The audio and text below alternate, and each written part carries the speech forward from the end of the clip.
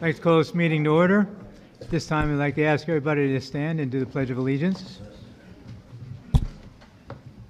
I pledge allegiance to the flag of the United States of America and to the republic for which it stands, one nation, under God, indivisible, with liberty and justice for all.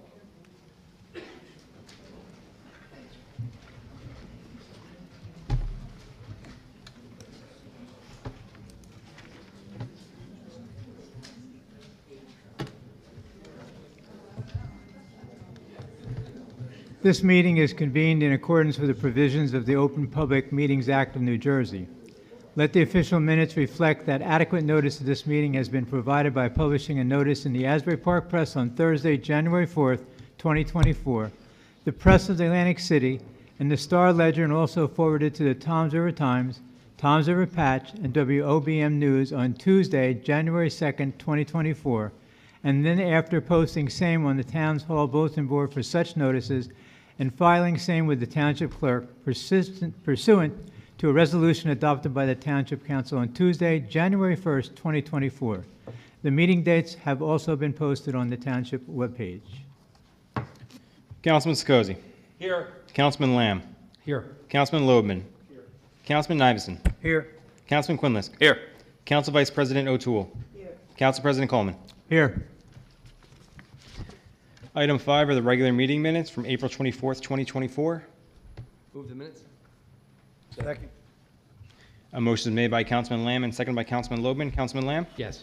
Councilman Loebman? Yes. Councilman Sikosi? Yes. Councilman Iveson? Yes. Councilman Quinlisk? Yes. Council Vice President O'Toole? Yes. Council President Coleman. Yes. We're going to move to the honoring resolutions and presentations. Tonight we have Older Americans Month. I'd like to ask that Laura Picaro... Council President, can we I'm take a sorry. motion to move the honoring resolutions and presentations? We could have that. Make a motion. Second. All in favor? Aye. Aye. Thank you. I'm good? All right. I'd like to ask the council to meet me down in the well for a presentation.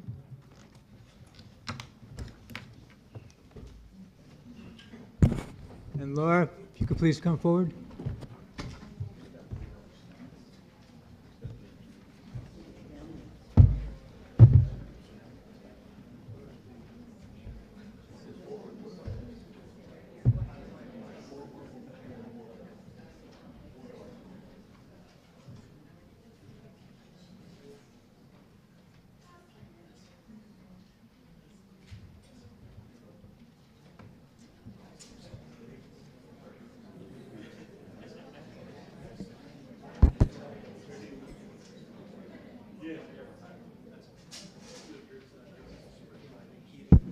Yeah.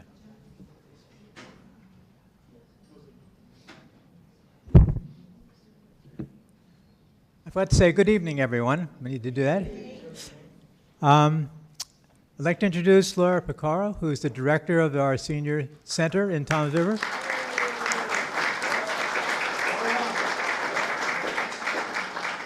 We also are welcoming invited guests from the senior center who are here to celebrate Older America's Month. I fit into that category.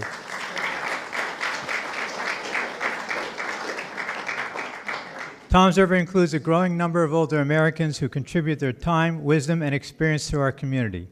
Our community benefits when people of all ages, abilities, and backgrounds have the opportunity to participate and live independently.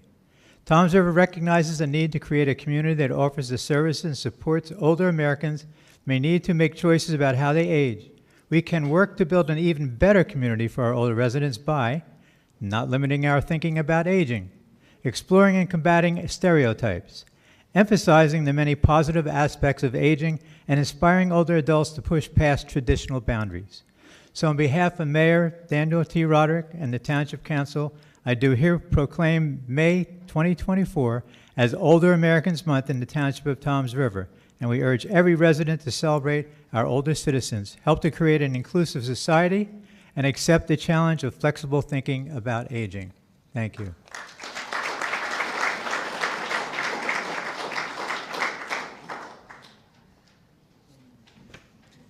So I'm honored to stand here before you today as we celebrate Older Americans Month. This proclamation is not just a recognition, but a testament to the invaluable contributions of our senior citizens in Toms River.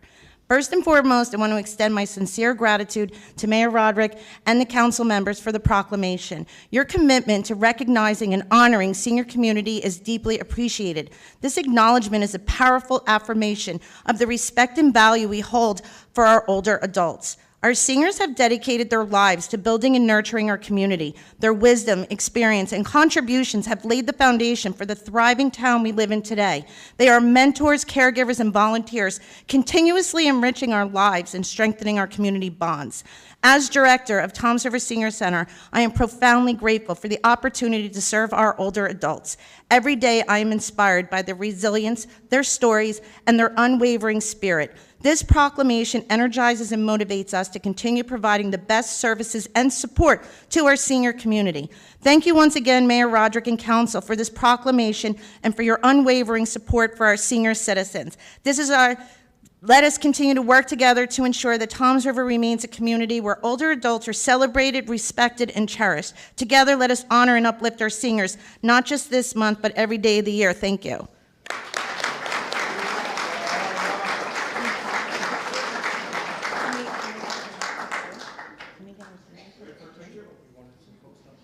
Yeah, I'd like our seniors to come up.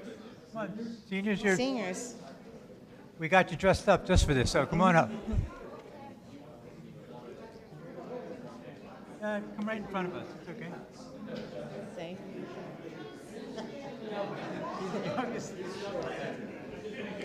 All right, Ted. You know what? Here we go, Ted. You hold the proclamation. All right, Ted. Yes, Ted. No, definitely. Gentlemen, come on up. Folks over here, come on over this way a little bit, okay? No, you hold it. I got another one over here. This is senior privilege? It is a senior privilege. By the way, if there's any seniors here that have not been, You're gonna hold the proclamation. that Yeah. have not visited the senior center recently, you really need to go and take a look. It's really amazing how far it's coming in just a few short months. And I'll have to tell you, this lady has spearheaded the effort, and she's done a great job. She really has.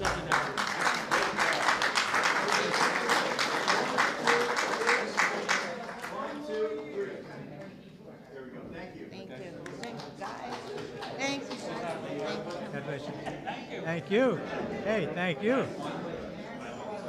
You're the man. You're the man.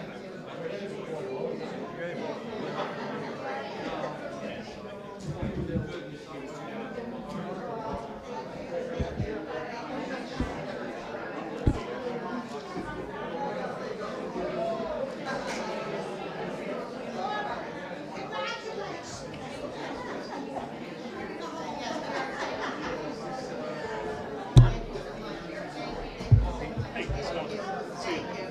Hi, Lynn, how are you?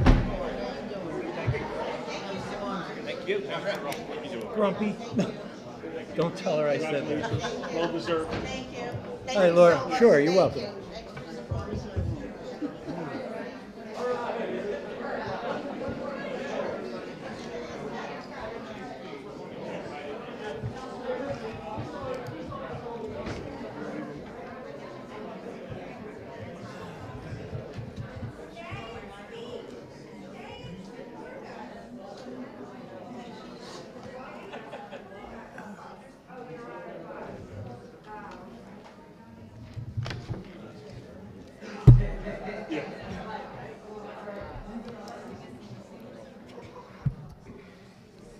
Moving to item 7. Item 7 is the 2024 municipal budget public hearing.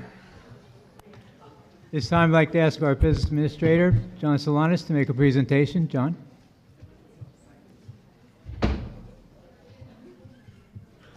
Thank you, Council President. Mayor Roderick and esteemed members of council, I present to you Toms River's 2024 Township Budget for adoption. Mayor Roderick and I are proud to announce that we are keeping taxes flat with no tax increase, despite collective bargaining agreements increasing and the loss of $3,107,271.50 in ARPA funding. We are keeping taxes flat by eliminating millions in unnecessary positions. Although it is not reflected in our numbers, We are anticipating a projected savings of $2 million on health insurance in the coming months, and $1 million in additional savings when the county takes over the animal shelter. How much? What? Because of all these cost-saving measures, we are able to hire 8 emergency medical technicians to decrease emergency response times, add another ambulance on the road 24/7, and more cops on the beat than when we took office, and fully fund the police department and emergency medical services. In addition, we will also elevate our roads to prevent flooding, construct new parks and improve existing parks, and increase recreational opportunities to our residents, with no additional cost to taxpayers. Our proposed municipal tax rate of 0.43 cents per $100 is unchanged from the 2023 municipal tax rate. An average home valued at $446,100 will see a municipal tax levy of $1,949.46.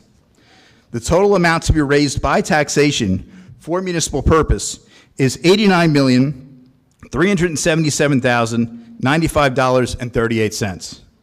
Municipal taxes, however, only account for 26% of your total property tax bill. County taxes account for 21%. Special districts like fire and the improvement district account for 3%. Open space accounts for 1%, and school taxes, which are completely separate from the township, account for 49% of your overall property tax bill. An average home valued at $446,100 will see an overall property tax levy of $7,721.99, the third lowest levy in the region. We are working to reduce the debt the township owes by paying off $10,427,100 in bond principal, which is an improvement of $629,000 from last year. Our capital projects for this year include acquisition of the Boatworks Pier, expansion of the Surf Club Boardwalk, and improvements to the pavilion in Nortley Beach, elevation and improvement of roads, construction of new parks and improvements to existing parks, acquisition and replacement of vehicles, and improvement to township facilities. In summary, despite a $3.5 million budget shortfall inherited by the previous administration, we are keeping taxes flat while raising roads, improving and constructing parks, upgrading infrastructure, increasing recreational opportunities, enhancing emergency services, and streamlining services at Town Hall. We thank the council for your consideration of the budget, and we look forward to improving Toms River while keeping expenses down and not raising taxes. Thank you.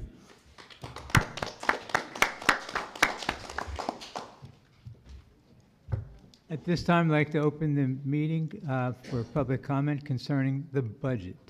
Anybody like to come forward and speak? See? Yes. At this time, okay, if somebody's coming, okay, good.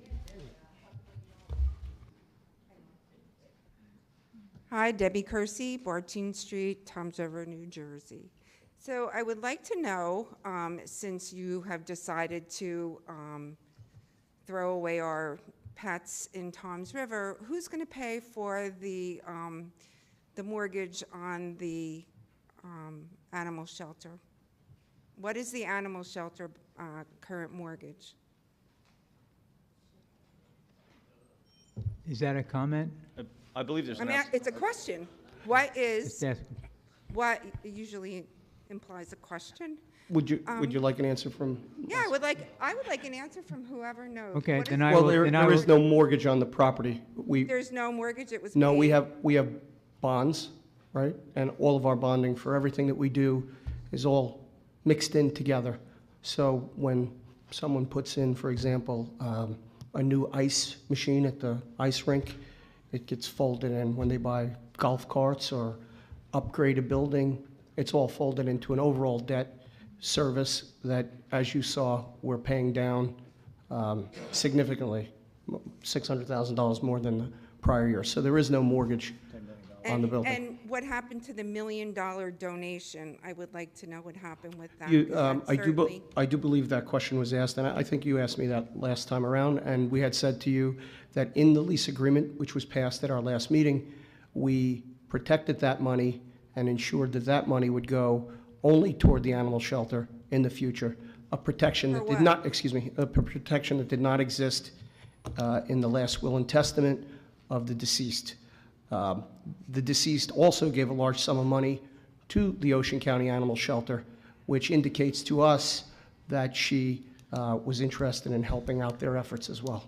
So, That means nothing? She gave us Well, $1 you've had my million answer. and you decided to throw it away? no, we've decided to donate it along with the shelter to the people who are going to run the shelter. You threw it away. Mr. President. Mr. President. Just, are you finished, ma'am? Ma'am? Well, I would like to hear what Thanks. Mr. Quinzlick has to say, and maybe I'm not done. It depends. Okay. Jim? That was a good shell game. The fact that you move debt or consolidate debt doesn't mean your debt went away. We still have bonded money for that animal shelter. I think it was a 20-year bond at least, maybe 30. I don't remember. So we still owe on that technically. Just because you put it into another fund or mixed it up with something else, your debt doesn't go away. As far as, I'm sorry, you said that we're going to save $1 million on this budget by getting rid of the animal shelter. It doesn't cost us $1 million to have that animal shelter, so I'm not sure how you're going to save it this year, but that's more shell game stuff. Congratulations. Also, aren't our county taxes going to go up? If you now are giving them however many animals, aren't our county taxes Ma'am, your go time is up. Your time is up. So, I'm sorry. my Your time is up. Council President, may I just jump in real quick? and Another respond? way that you're trying not to let the citizens of Toms Ma'am, River say anything you want, but speak. we're going to give everybody the same I'd just fair like shake. to, I'd like to answer Councilman Quinlisk. I recognize the mayor. So, Councilman Quinlisk, you had said that the debt doesn't go away. If the animal shelter is a continually draining asset, right, $1 million a year, I don't see how you're ever going to pay or make up for that.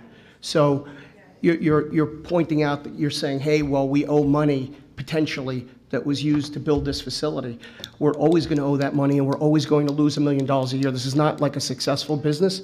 This is It's, not earning money. you're It's exactly lo- right. it's But a- it's not a business. It's a service to the taxpayers of Toms River, just like the A police, service- and just the like the service- CSOs, just like sanitation. And the It's a service- service that the right. people of Toms River have asked for, and that's why we have a bond on it. That's Listen, why when you're we done- have the facility. When you're done pandering, just remember that the service will still exist when the county runs it. The- And when you're done pandering to the township employees, remember the service will continue under the county. No, not quite the same that we have, and you know that, Dan. Stop lying. Okay, let's Okay. move on. Well, they'll have a vet. We don't have a Next, vet. let's move on. Next speaker? Phil Brilliant, 79 Holly Tree Lane. Sorry for being up late. I thought the council was going to speak first, so thank you, Council President Coleman. So a couple questions from for the budget. So in looking at the budget itself, it appears at the end of 2023, there was on December 31st a 47 million and change surplus. Okay, and of that surplus, in your budget, you're taking $20 million in change in as revenue into your budget, okay? Which is about $3 million more than last year and $20 million this year. And you're anticipating, if I remember correctly, about $20 million going forward to next year in your surplus. Am I pretty close number-wise? I don't know, whoever wants to answer. I mean, I think you're supposed to direct your sorry. comments to the Council chair. President. No, I have nothing to say because you're rambling on numbers that don't make any sense, and that's why Okay, I'm not. so I'm looking- Actually, just direct your comments to the chair. Okay, I And, will. and thank you for your So in the comment. budget, it says that $47 million was the surplus at the end of '23. This is on sheet 39. For 2024, there's a surplus of $47 million. $20 million of that surplus is going into the 2024 budget with a remaining surplus of $27 million. My first question is, $500,000 to run the animal shelter in a $147 million budget, and we can't find $500,000. I sent an email to the mayor, the business administrator, and I believe Councilman Nivison on May 16th, where I went through the budget and basically came up with about $600,000. In the budget itself, as we sit here today, there is $300,000 in other expenses under the animal shelter. I didn't even count that. So now if you want to, that's about $900,000. This is a budget. It's not a bank account. You can look at the numbers and figure out how you can find $500,000. You can find $1.6 million for law. You can find $2 million for an IT department. I don't quite understand why we need $2 million. We weren't invented and created yesterday as Toms River. That's a lot of money to put out. It's a lot more than we've ever spent in Toms River. So I guess at this point in time, because I don't want to ramble on and bore people, as the mayor may be anticipating right now, $500,000 is all it needs for the animal shelter to stay as Toms River. You cannot tell me, and I was surprised that Business Administrator Solana said this was a money issue at the county. Thank you very much. Your time is up. Thank you.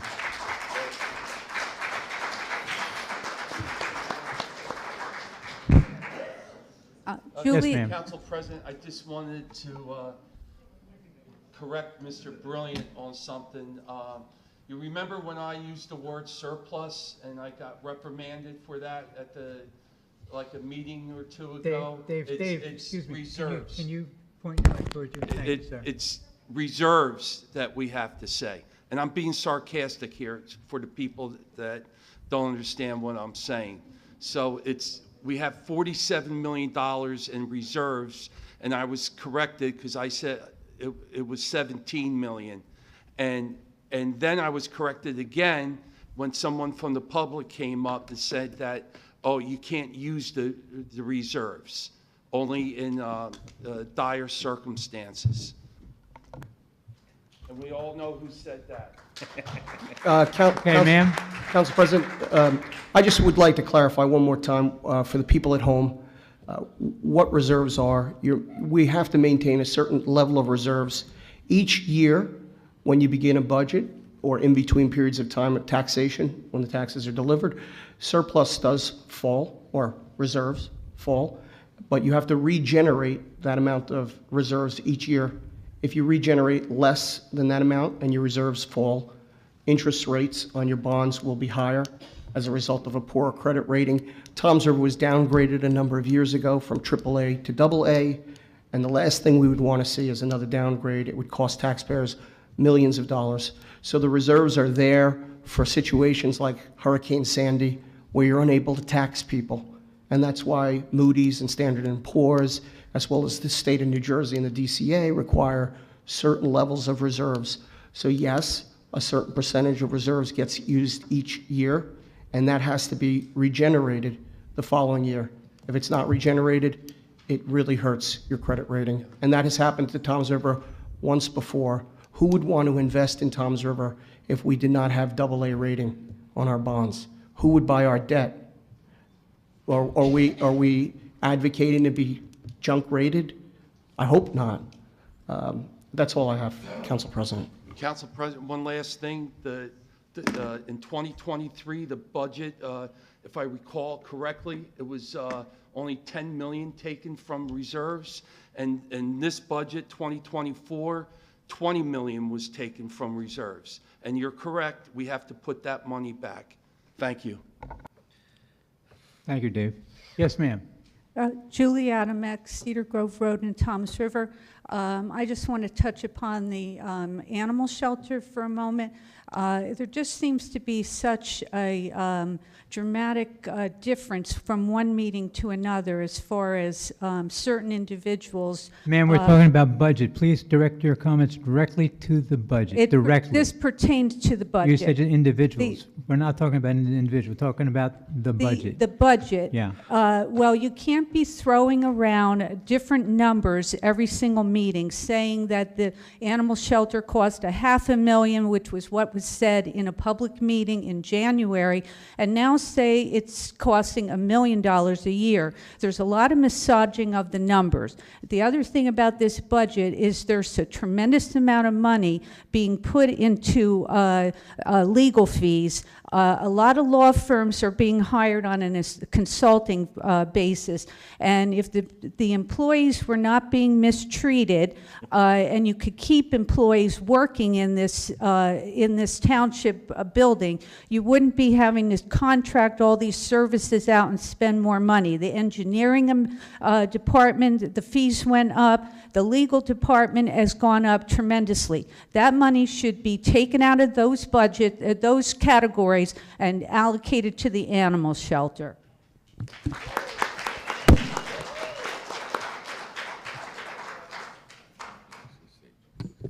Carlos Amonsar, Carlos Amonsar, Winterham. I have a question for you, sir. If you know I'm asking a question, I did my little research. I know we owe 2.5 in the animal shelter. I have concern. Those employees that we're gonna let go, they live in town. They're gonna go unemployment. I keep asking, every move we gotta see what's the best situation.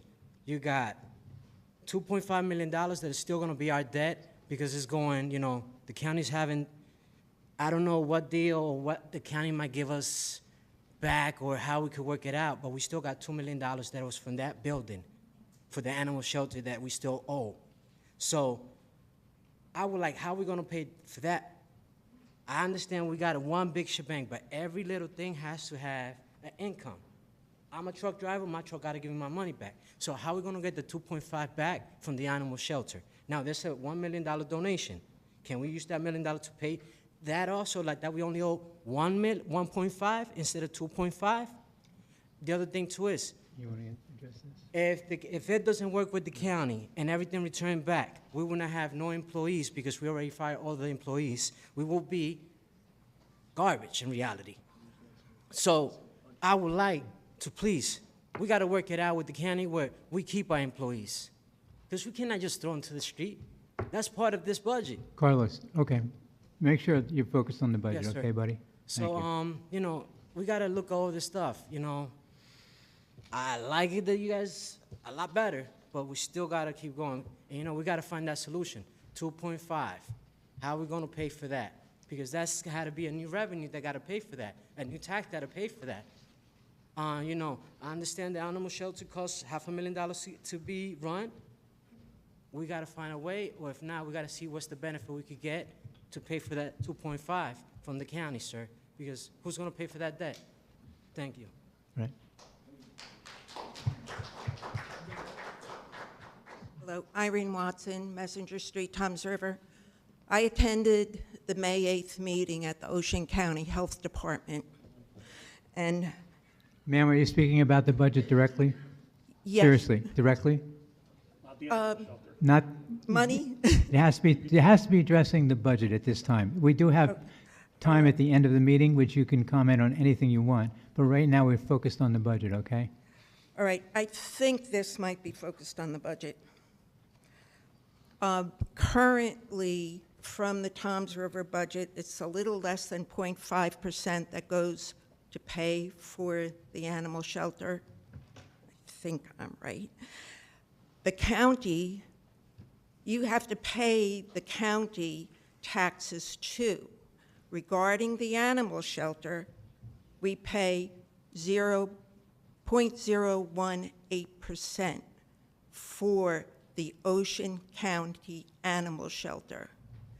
If we changed, and actually it could go either way as far as I'm concerned, but if we no longer have the Toms River Shelter in our budget, that will eliminate the 0.5%, and we will still pay the 0.018%.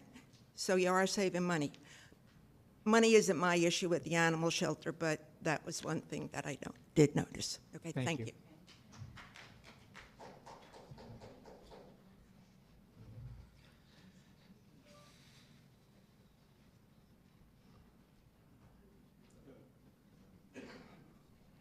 Tom Fridella, 752 Jacqueline Court. Sorry, I was late here. I heard a lot of folks talk about the budget. I heard a couple of people say stuff about $500,000. You guys have already allocated $300,000. Okay, total expenditure has been between 412 and about, well, going back all the way to 2018, 514,000 at most. That was the total expenditure against the budget. We're not talking about $500,000. We're talking about $200,000 at most. The mayor, I heard you mention at one point that this has been a draining cost on us. I have been trying to sit down with folks. I've sent several emails trying to share.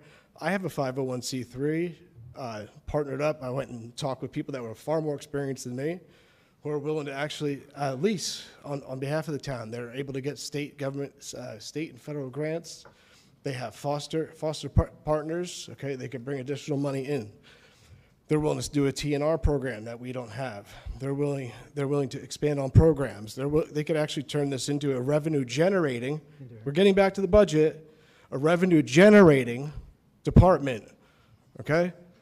As of now, they're the only section of government that's actually getting more effective or more productive and less costly year over year for like the last 5 years. So the fact that you guys are looking, I mean, if you can't understand that piece, I don't understand how anyone is voting on a single item on this budget, which is absolutely disgusting. But I have all the pieces in play. If anyone wanted to sit down and talk, we could have done this a long time ago. If anyone wants to talk now, I'm still willing to do it. We can actually make money for the town, run a better quality program, address a more wide variety of issues for the residents of this town, things like mental health, things like senior care, things that we're trying to put into the budget now. We could actually positively impact these things with programs that we could develop out of this shelter. So no one's listened to me for the last 4 months. Well, a couple have. I don't want to take away from those who have, but it's really unfortunate for those who haven't, and the folks that won't even look me in the eyes. Punk. Council President, I'd like to address what Mr. Fridella said. I did meet with a couple people that do this for a living, and I wish the mayor and the business administrator and everyone on council would give this company a chance to run this town. We could, everybody here wants it. We have volunteers, the workers. We had over 4,000 signatures to do this for the animals. Just give us a try for 6 months. I'll do anything I can to keep it. Please, let's put this back in the budget, please. Thank you.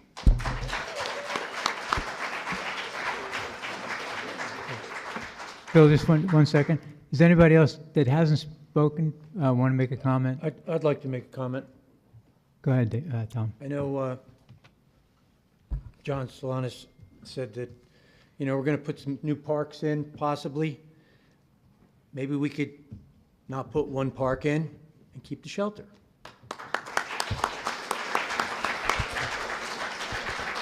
Council President, may I jump in for a second?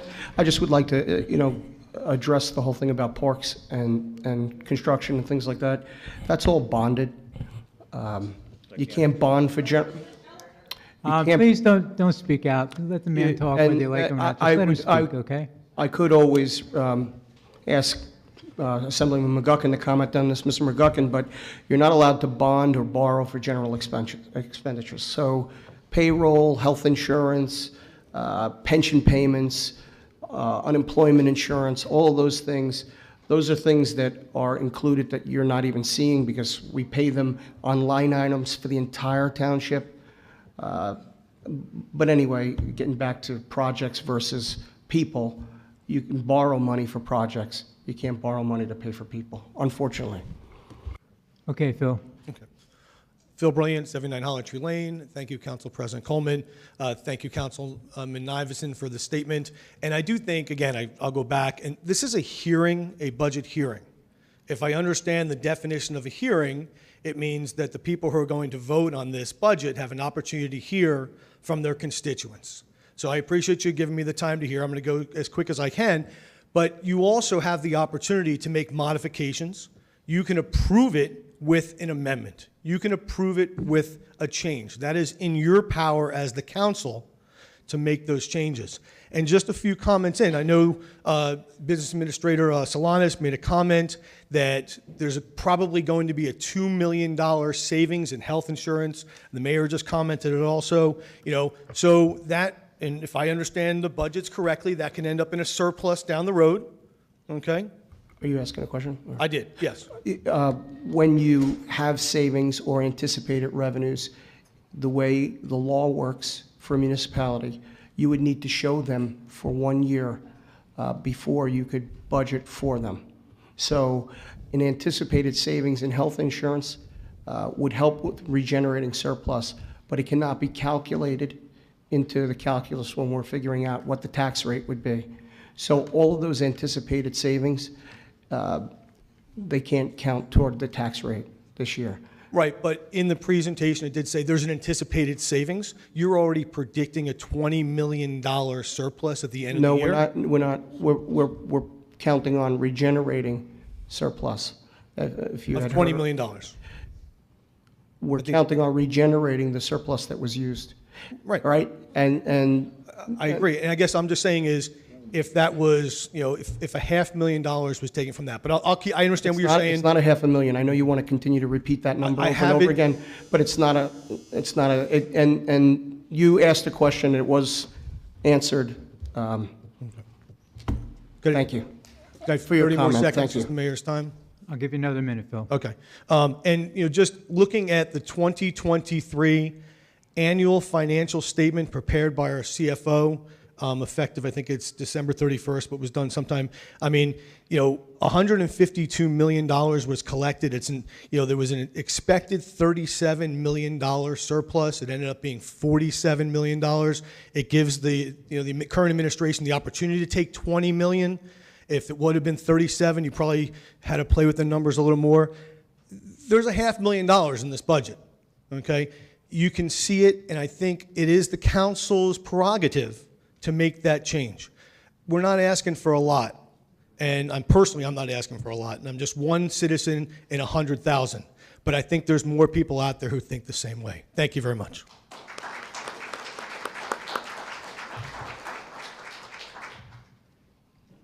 Okay, at this time, I'd like to have a motion to close the public portion of the budget hearing. Motion to close? All in favor? Aye. Okay, Item 8 will be a resolution to adopt the 2024 Toms River Municipal Budget. Move 8, please. Do we get to comment? I'm sorry. You're right. Sorry, Jimmy. No, we don't. Move 8. We have no comment on the budget? The council, I believe the council does have a chance to comment on the budget. Go ahead, Jim. Why the- Let's start with Mr. Lamb, please. Making a motion to move 8, and I'll vote, and I'll make my comments when I vote. That's how we've always done it in the past. Okay, so as we're taking the vote, comments can be made. So, wait, Is that all right, Jim? Can we do that? you're going to make a motion to adopt the budget without discussion from the council? Am I wrong here? Anybody? Somebody? We've never done that in the past. No. You've been here 2 years, right? Sorry, what? You've been here 2 years? We've never done that in the past. I made a motion. I'm just waiting for a second. Motion in a second, right? A motion is made by Councilman Lamb and seconded by Council Vice President O'Toole. I got to defer to legal on this because first of all, you can't rush it. The hearing, we didn't have public comment. Council didn't have. The council has no opportunity to speak on the budget we're about to pass or fail? You can speak when you vote. You can speak on it when you vote. Mr. McGuckin? There's a motion and a second on the floor. With the motion, that takes precedence over anything except the one other motion that happened last time. Motion and a second, and a roll call would be required. Council members can comment during that roll call at any time, or they can take any other action they wish, but right now, there's a motion and a second on the floor. Councilman Lamb, your vote?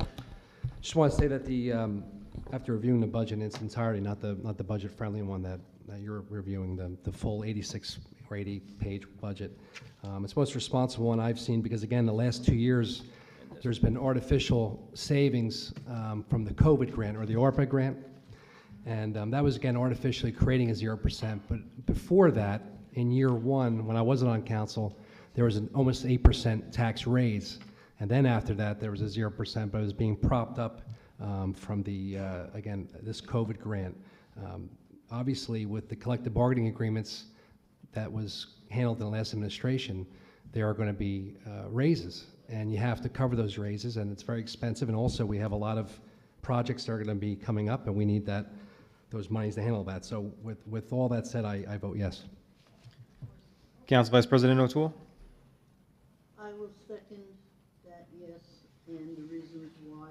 Also, we had a very large tax increase about 2.5 years ago, and it damn near destroyed a lot of the fixed income people that live in HOAs, and they couldn't afford the dues. There were certain people. Sorry about that. Excuse me, sorry about that. I'm voting yes, and the reason that I am voting yes is that, as Justin said, the projects will be funded and all, but 2.5 years ago, we had a very large tax increase that really hit the seniors in Toms River hard.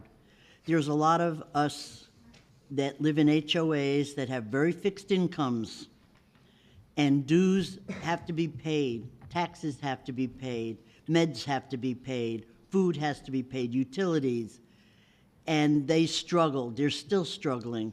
So when there's no tax increase, I'm in, and I vote yes. Councilman Sekozy? Okay.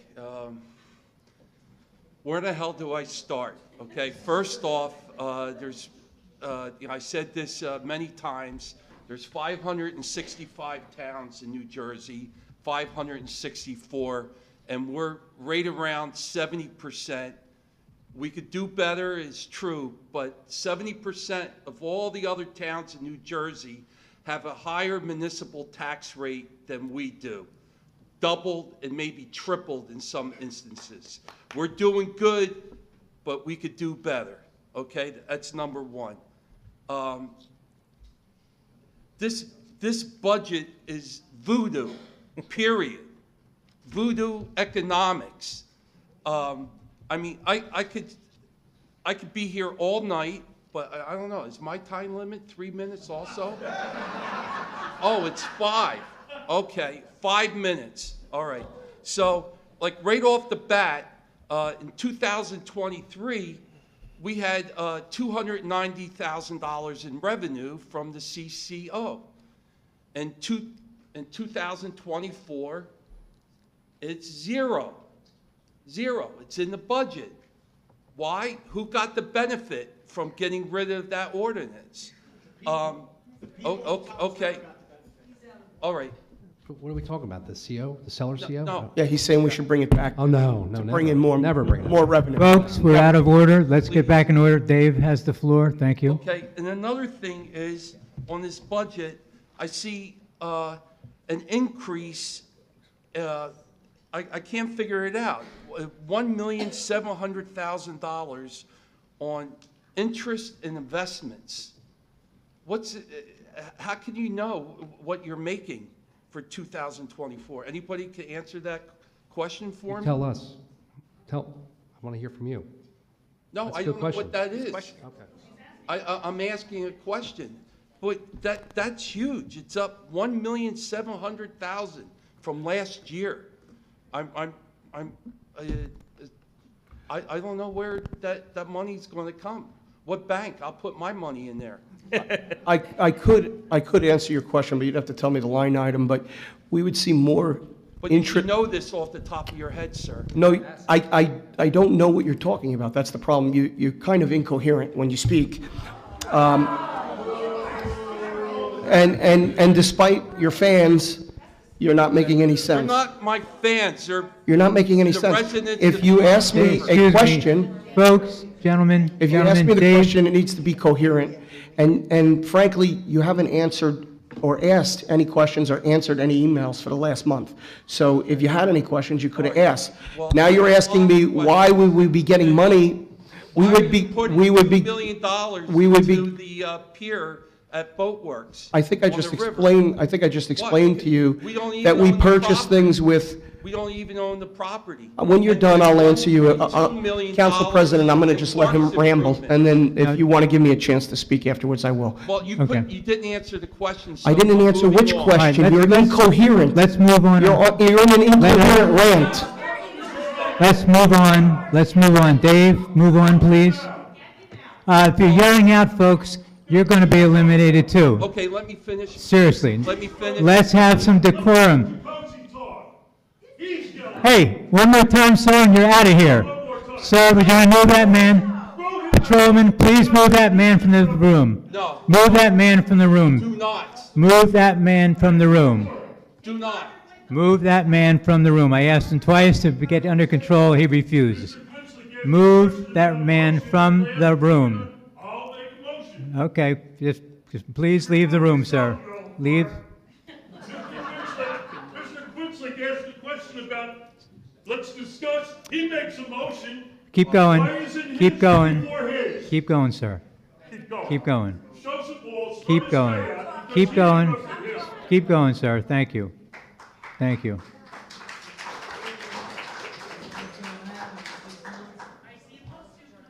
We have, If you look at the budget, the technology department went up $645,000. That's a 65% increase. Legal services went up $300,000.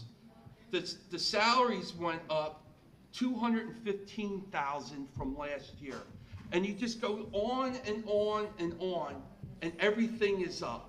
Our actual budget is up $1,400,000 in change. So I'm voting no, and this is going to be used against me. If there was a real budget, I would vote yes, but I'm voting no. Councilman Loebman, your vote, please. Yes. Councilman Iverson? Well, I have to be completely honest.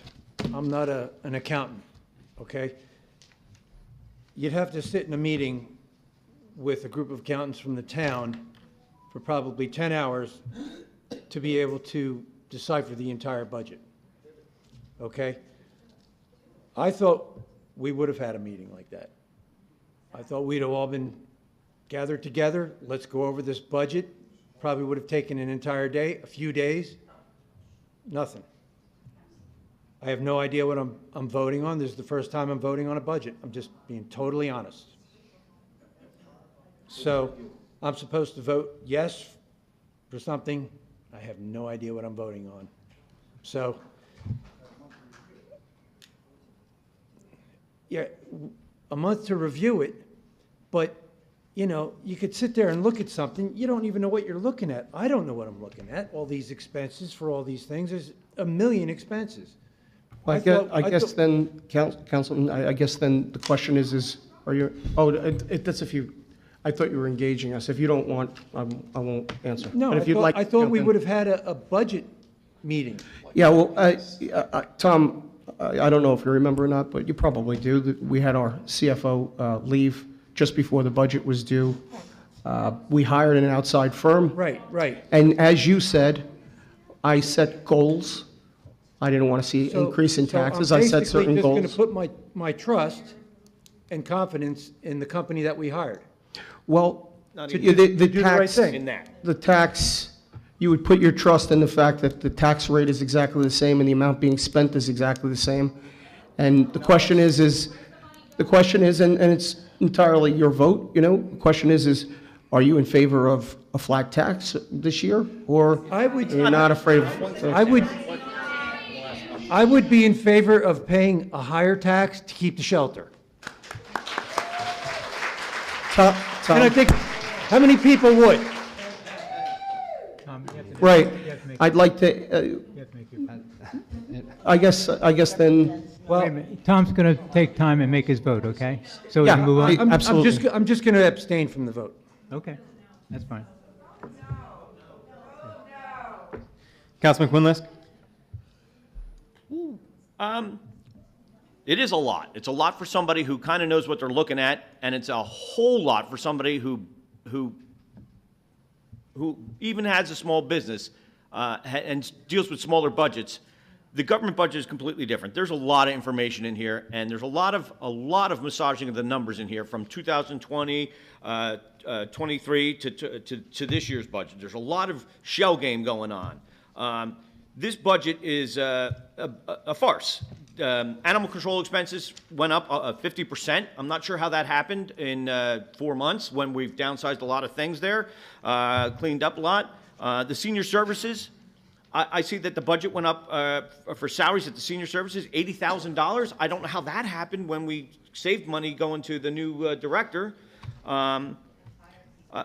Now, he's talking about saving $2 million on health insurance next year. Yay! But he raised the price of it too. I mean, the price. He budgeted another $1.7 million this year for it. So it's not really. He's making it look more expensive this year, so he can make it look less next year. So a little bit of a shell game. Salaries and wages increased by $85,000. That's a 39% increase. Yet at the same time, we've lost. At one count, I had 64 employees. Came off their payroll in the first 4 months. It blows my mind. Other budget decreases, there's other expenses, a decrease of $235,000. It was moved from sheet 15 and nobody knows why. Our overall budget went up $1.441 million. But technically it went up by more than that because $4.6 million in grants and ARPA money, which Justin Lamb wrongly said, made comments about. ARPA money is for capital expenses and for nonprofits. It's not something you use to fund your budget and pay your payroll, all right? It gets used other places. It's free money, otherwise, that the government gave us as a stimulus because of COVID. All right, the fire department's got a bulk of that money, or got a bunch of that money. Our parks got a bunch of that money. Our little leagues got a bunch of that money, and the town did use some of the money where it needed it, but it's a stimulus. All right? So technically, with all those things in there, it was almost a $6 million difference, and he made up that $6 million by using $2.9 million in surplus. And Dave was right. The budget shows a $1.6 million extra in bank interest. So I don't know what we invested in last year that's going to give us an extra $1.6 million this year in bank interest. Extra $1.6 million.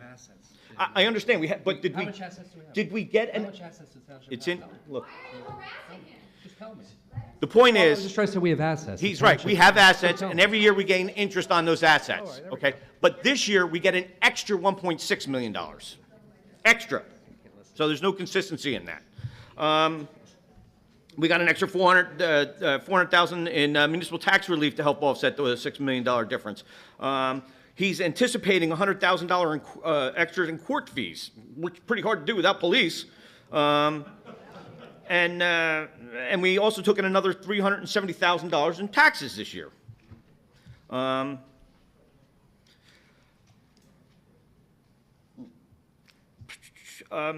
And then the $3.5 million shortfall that he originally announced at the beginning of this term, which he would have had to show on sheet 28, according to New Jersey finance laws, but it's nowhere in here. That's because it didn't exist. He just made up a number, like I've been telling you for 4 months, and then he fixed that number, going back to what I said early on about tell a big enough lie.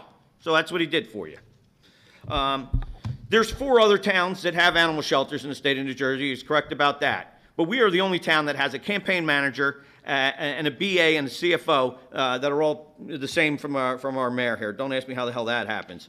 The budget was partially prepared by our CFO before she left as much as she could, and then given to an auditor who does some stuff to it. But there was never a budget committee meeting, so none of us up here, unless there was something behind the doors, were involved in a budget meeting. There's no committee set up that I know of, and I've been here for the whole 4 months of this thing. Now we're into 5 months. And we never got to talk to the CFO, the auditor, so that we can get an understanding of this before we have to present it or adopt it by tonight's meeting. It's kind of ridiculous. There's so much more going on here. I really encourage everybody to take a look at it. I wish there was something else we could do with it, but I'm going to vote no on this. And Council President Coleman. I had 32 years in administrative responsibilities, which of course had a lot of dealings with budgets. And when we got to a point that there were questions that we weren't sure of, we called in professionals. We don't have. I didn't interrupt you, Jim. Sorry. We called in professionals. And since the CFO left, we had to get help. And it was a short period of time that we could do this. It's true we did not have a budget committee. That is true. And if circumstances were different, I'm sure we would have. But understanding that these were professionals that came in and helped develop the budget, my vote is yes. Item 9 is an ordinance of the Township Council of the Township of Toms River, Ocean County, New Jersey, amending and supplementing Section 477-70, Schedule 12, stop intersections of Chapter 477, Vehicles and Traffic of the Township Code to establish stop intersections at the intersections of Minturn Road and Grover Road and Minturn Road and Foster Road to improve traffic safety for the area. This is a first reading. Like to take a vote, have a motion? Move 9, please. A motion was made by Councilman Loban and seconded by Councilman Lamb. Councilman Loban? Yes. Councilman Lamb? I want to thank Mr. Pascarella for fast-tracking this. This is for my ward. We have a number of intersections in Guilford Park that are not controlled by traffic control devices, namely stop signs. In the past, I had trouble getting these stop signs through. There was usually a daunting traffic study process that was made this kind of a difficult process, but it's common sense. If you don't have a stop sign, and there should be one at an intersection, we should just have one. So I want to thank Mr. Pascarella for working on that with me. So a number of other intersections that need stop signs as well, and I'd ask all my residents in Ward 1 to reach out to me and let me know which ones are missing, and we'll certainly get them moving forward. Thanks again, Mr. Pascarella. I vote yes. Councilman Sikosi? Yes. Councilman Iveson? Yes. Councilman Quinlisk? Just to touch on what Mr. Lamb said, there are rules that dictate when and where you could put stop signs. You can't just request one and slam it in the ground. They have to do a traffic study. So if the study was done and it warrants a stop sign here, I have no objection. Yes. Council Vice President O'Toole? Yes. Council President Coleman? Yes. Moving to the consent agenda, all matters listed under item consent agenda will be enacted by one motion in the form listed below. There will be no separate discussion of these items. If discussion is desired on any item, that item will be considered separately. Motion to approve the consent agenda? I'd like to, Go ahead. I'm sorry. I'd like to Comments on, and which other resolution would you like to have held for separate vote? Q and W. Q and W.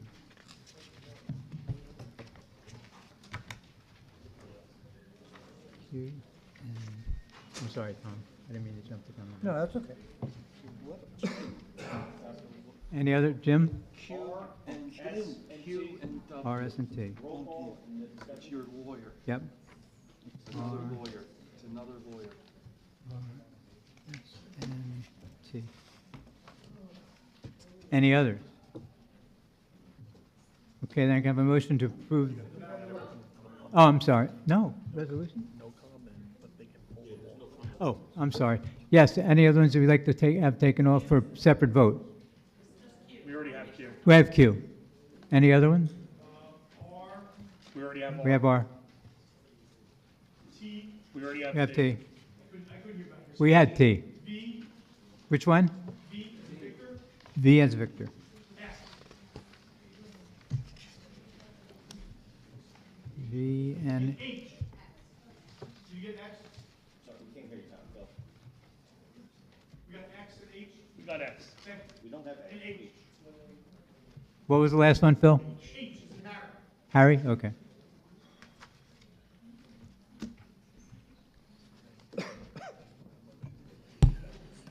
All right, now I'd like to have a motion to approve the balance of the consent agenda. Motion made, A second. second. I heard a motion made first by Councilman Loban and seconded by Council Vice President O'Toole. Councilman Loban? Yes. Council Vice President O'Toole, Yes. Councilman Sokozy, Yes. Councilman Lamb, Yes. Councilman Nivison, Yes. Councilman Quinlisk, Yes. Council President Coleman. Yes. Can I call for a review of the ones that we have set aside? Things got a little confusing there. Yes. Council President, it's H, R, S, T, V, and X, and W. Did you Sorry. say Q? I said Q. Q? I actually have a Yes. question on V? V as well. And V, okay. Yeah, we've got it marked off, Mayor. We have it. Okay. Sure. Yeah, it's, H, you got it. Q, R, S, T, V as in Victor, W, and X. Is that okay, Phil? Yes, thank you. Yep. Okay, and Resolution H, discussion?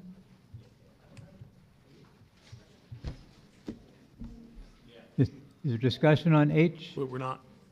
No, we're not doing public comments on these resolutions, I'm sorry.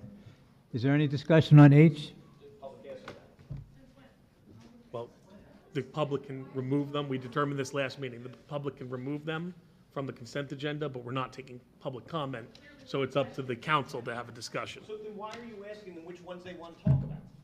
They can opt to pull them off so that the council can have a discussion. Okay. That's the procedure. I'm not sure, but let's talk about H. Open-ended contract for manufacturing, printing of services for, I think it's sorry, I wasn't prepared for talking about this one. I think you have to For the printing move, services. you have to, just, Mike Cruglio, the clerk, should direct what's happening here, but No motion's been made. there's supposed to be motions on each item, and you got to do it in order, Jim. So you got to wait for council president. No discussion. You just don't yeah, when it comes to a vote, you have a I discussion. make a That's- motion that we talk about stuff. Jim, you haven't talked about anything in 4 years. This, you. Because, Dan, I had a mayor and excuse council me. that was trustworthy. Let's not You get have into. to, you have to follow, you have to follow the Let's follow the procedures. Mike, I'm waiting for a motion to move item H. Move H, please. do we have a second? Second. We have a second. A motion is made by Councilman Lamb and seconded by Councilman Loebman. Councilman Lamb? Yes. Councilman Loebman? Yes. Councilman Sokozy? I thought we were going to discuss who can. these people were. You can, when you're getting ready But to. two people have already voted on it. This is nonsensical. Oh. Go ahead, Is this Dave. company local? Tell us. So, It's in your I ward. don't know They're actually at who they are. I think they're out of Washington DC, the headquarters. I'm not sure. So I'm going to vote no. Councilman Iverson? I thought we needed to garner some facts here before we voted, before everybody voted. Councilman, Because Councilman, one councilman may have some information that the other councilman. Did we not could use. have clarification on each of the resolutions that the public and council people had? I think we need legal counsel. Mr. McGuckin, would you please explain to these folks that the printing services are bid, they're opened by the purchasing agent, and that these are all the same printers that Mr. Sokozy and that Mr. Quinlisk voted on last year and the year before, and they always come in as the lowest bidder, has nothing to do with anything. This is a consent agenda, and could you please explain to the public how the consent agenda is supposed to be handled? So the consent agenda under the ordinance allows items to be pulled off of the agenda. Council may discuss, they may make a motion on each of the items, depending on whatever they want to do. That's a decision of the majority of the council. In this case, on this item, there was a motion made and a second to have item H discussed. So in the absence of anything else, then that's what the discussion is. The roll call is taken, and the individual members have the opportunity to comment upon it. Could you also If please council- explain the bidding process for the two gentlemen who have been here for several years but still don't know how that occurs? Don't be condescending, please. This is So- because you're not allowing the public to talk. It's not because you weren't allowing me to talk on the subject. It's not my This is meeting, something it has that's nothing to law. do with allowing. Council President, is it all right for the attorney to address the public? course. So item H was a motion and a second. In the absence of any other motion, the vote is taken, and that's when the comment is made. It's a majority of the council. If council majority wishes to have a discussion about it further, then they would need 4 votes to require that. As far as these particular contracts, these are tax bills and notices that the township sends out every year. The township does in fact do our notices and requests for proposals for these items. These are the same companies that have been hired and done the work for over the years, certainly for the last dozen years, in my opinion, without looking at it, but certainly these are done every year. I believe all of that is what Phil really wanted to know. Thank you. Moving on, the next would be... No, there's not a next, there's a vote. It was my vote, actually. It's a vote. I vote yes. My question wasn't pertaining to H, actually. It was just pertaining to any of them. I think we should discuss, if it's been set aside, we should discuss it before any votes are taken. Doesn't that make sense?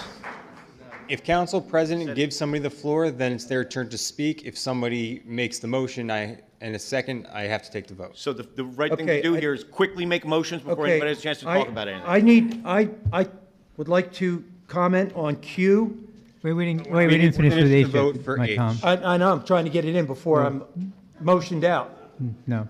All right. Q and W. Tom, we have to take the vote on H, please. Just trying The to... vote, it's Councilman Quinlisk's vote. He abstained. I thought, did you abstain? No, Jim. I voted yes Oh, on H? on H. Okay, I'm sorry, my fault. Councilman Quinlisk, your vote, please. Yes. Council Vice President O'Toole? Yes. Council President Coleman? Yes.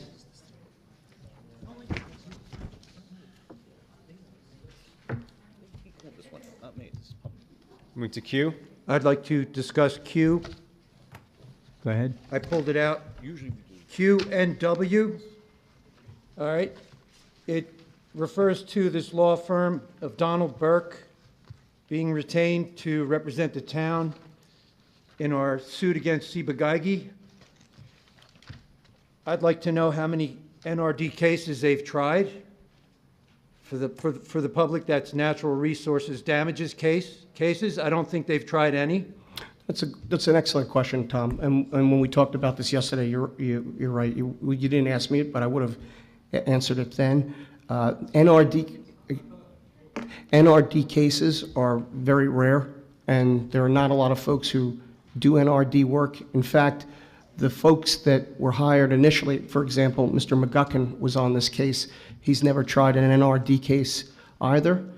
We decided not to use in-house counsel, but to get a good litigator, because that's what you need in a situation like this. We're going to be fighting the largest chemical company in the world.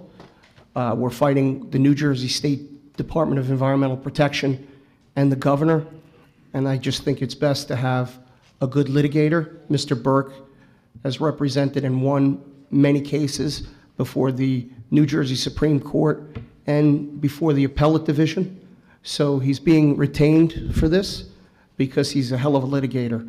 As far as finding somebody with natural resources experience, we didn't have someone before, and it's not easy to retain. And lastly, Save Barnegat Bay's person that started out with this litigation, who was someone who handled NRD cases, they terminated him because he dropped the ball, and we were thrown, all of us were thrown out of the case. We had to appeal to get back into the case, and I want to hold these people accountable. Too many people have died. Too many people have been sick. We still have a higher cancer rate in Toms River than anywhere else in the state of New Jersey. And I think we need to hold them accountable. And Mr. Burke is, as I said, a hell of a litigator.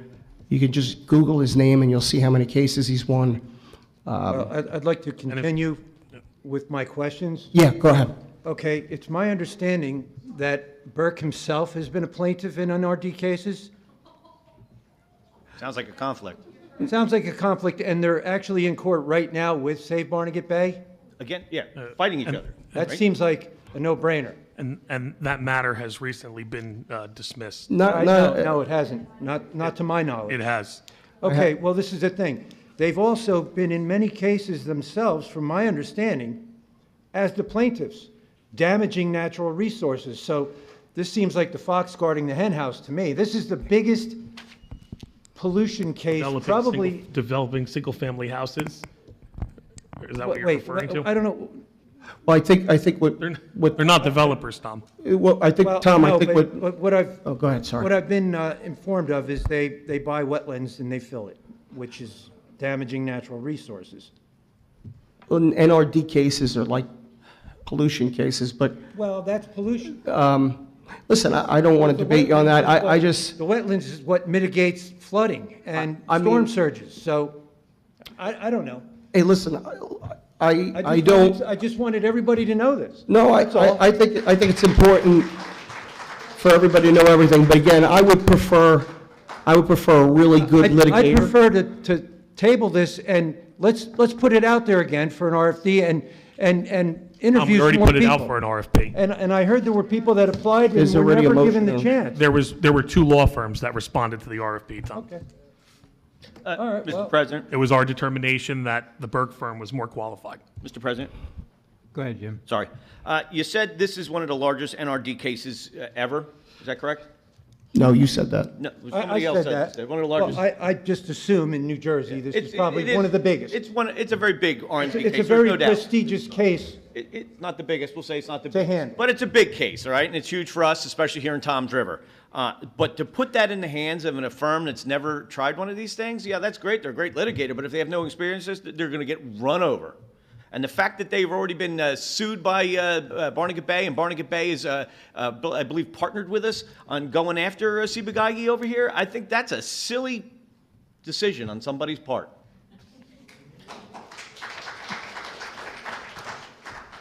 All I can say is, if I were looking for an attorney, I'd be looking for a good attorney and a good litigator. And that's what he is.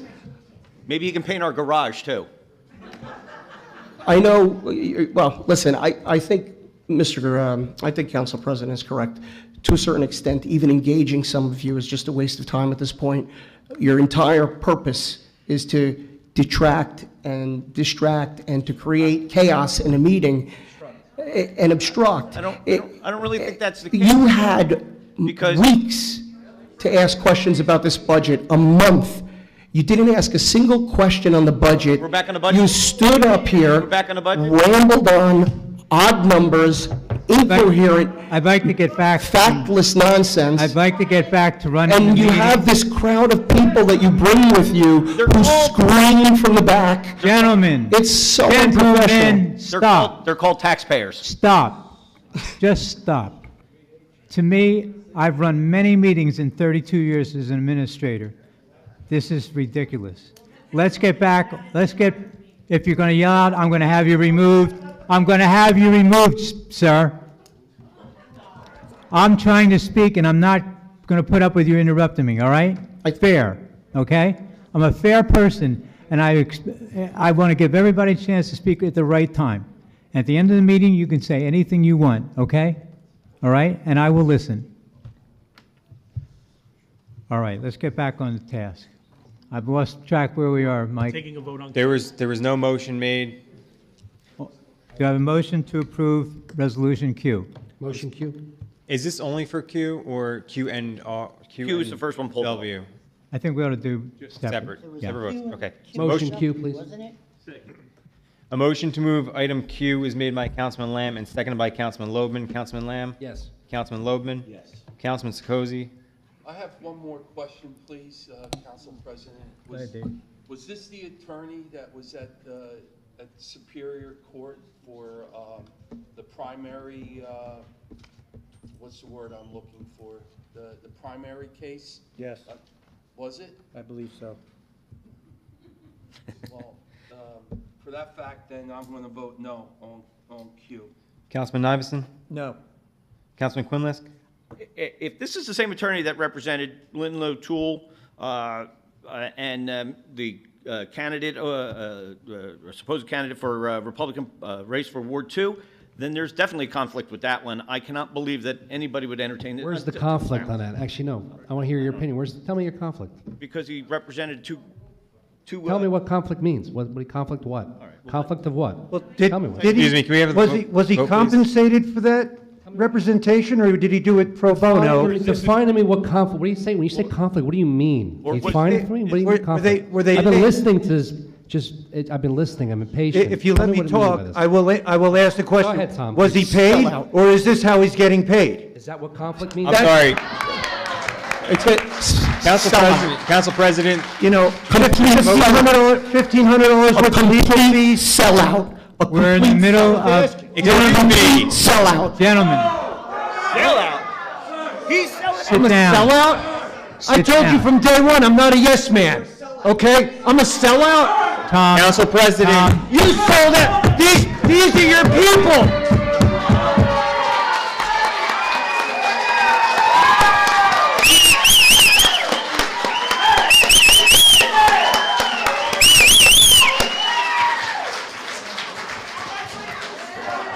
I'm a sellout. Councilman Quinlisk, your vote, please. I'm sorry. I'm calm. Maybe all of you will be quiet now that he left. Can you do us a favor?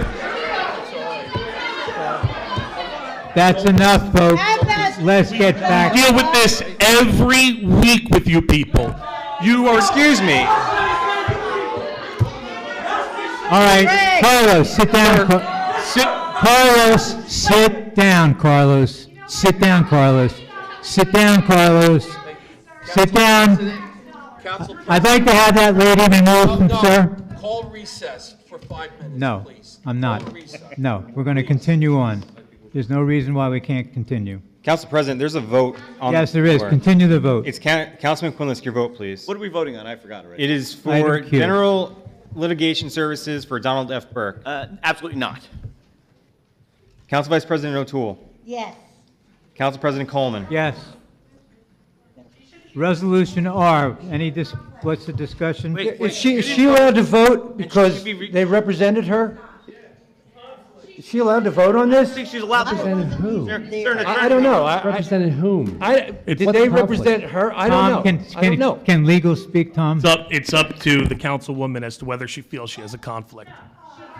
The councilwoman wasn't even there in the courtroom. How's that? All right, the vote has been taken. We're moving they on to item represent- R. Respect the man. They never represented you, Lynn? I don't know. I'm just asking. I wasn't there. No, but did they represent you in an absentee? What's it to manner? you? That's attorney-client if she wants. Let's move on. All Okay. Council President, we're on Then to they item didn't R. represent- Then you're okay then. right, we're on R. I wasn't there, Tom. Resolution No, okay. R. I didn't. Move R, please. There. Move R. Resolution R. He didn't even vote. Motion R, please. There's a motion. Hold on, R is one of those issues coming up for Is there a- discussion. But discuss it quick. Just wasting time. I know, we're wasting time, Justin. Whose time are we wasting here at a public meeting, trying to educate the public as to what shenanigans are going on? All right, can we get back on? This is Jim, Moron that's better than you. Jim, please. All right. Jim, Make a point. please, Make a point. Somebody called out R. Let's Make see. a point. please. Tired of the waiting around for your point. I'm not sure who called out R or Y. Quickly, get your I don't know. Sorry, I may have scribbled R wrong. I don't know why that was. Oh, all right, here it is. Yeah, make a point. Would you calm Make the? a point. Just make one. Do I need to? Do I have Make to one, so apologize just to you make- again for no, next just- week? Just make a point. All right. Just try to make a point. All right. Once. Try to make a point. Doesn't make a point once. Make a point. Hurry. Come on, get it out. Mr. Council President, if I could. Okay, so I'm questioning what this particular resolution's about, because it has something to do with parking, storage, and certain materials and equipment, and we're leasing property somewhere. What is this? Anybody know? You should We- know. we are I on should item- know, Why don't you? because I was busy trying to battle the budget. Mr. Council President, that would be item S. This is item R. Yes. And this is I'm item on- R, oh, the God, I'm TRC sorry. Environmental Jimmy. Corporation. They represent the township on the landfill. I'm sorry, yeah, right, obligation. you're right. It's And S. they have for a number of years. Vote last year on it, Jim? Will you calm the? Any discussion on R? I have a motion. I'm not sure why I pulled out. Okay, can I have a motion to approve R? Motion R, please. Yes, I'll make a motion. There's a first. Was there a second? Yes. Tom, Motion made by Councilman Lamb and seconded by Councilman Iveson. Councilman Lamb? Yes. Councilman Iveson? Yes. Councilman Sikosi? Yes. Councilman Loebman? Yes. Councilman Quinlisk? Yes. Council Vice President O'Toole? Yes. Council President Coleman? Yes. Resolution S. Move S, please. My apologies on that one. It was S that I meant to call out before, not. Motion S.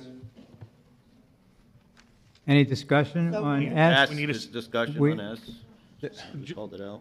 We did have a motion and a second. Any discussion? Yes. Go ahead, Jim. All right, so what is this for? No, I did not read this particular resolution. I had more pressing things. be prepared for these. Thank you very much. Be prepared. Thank you.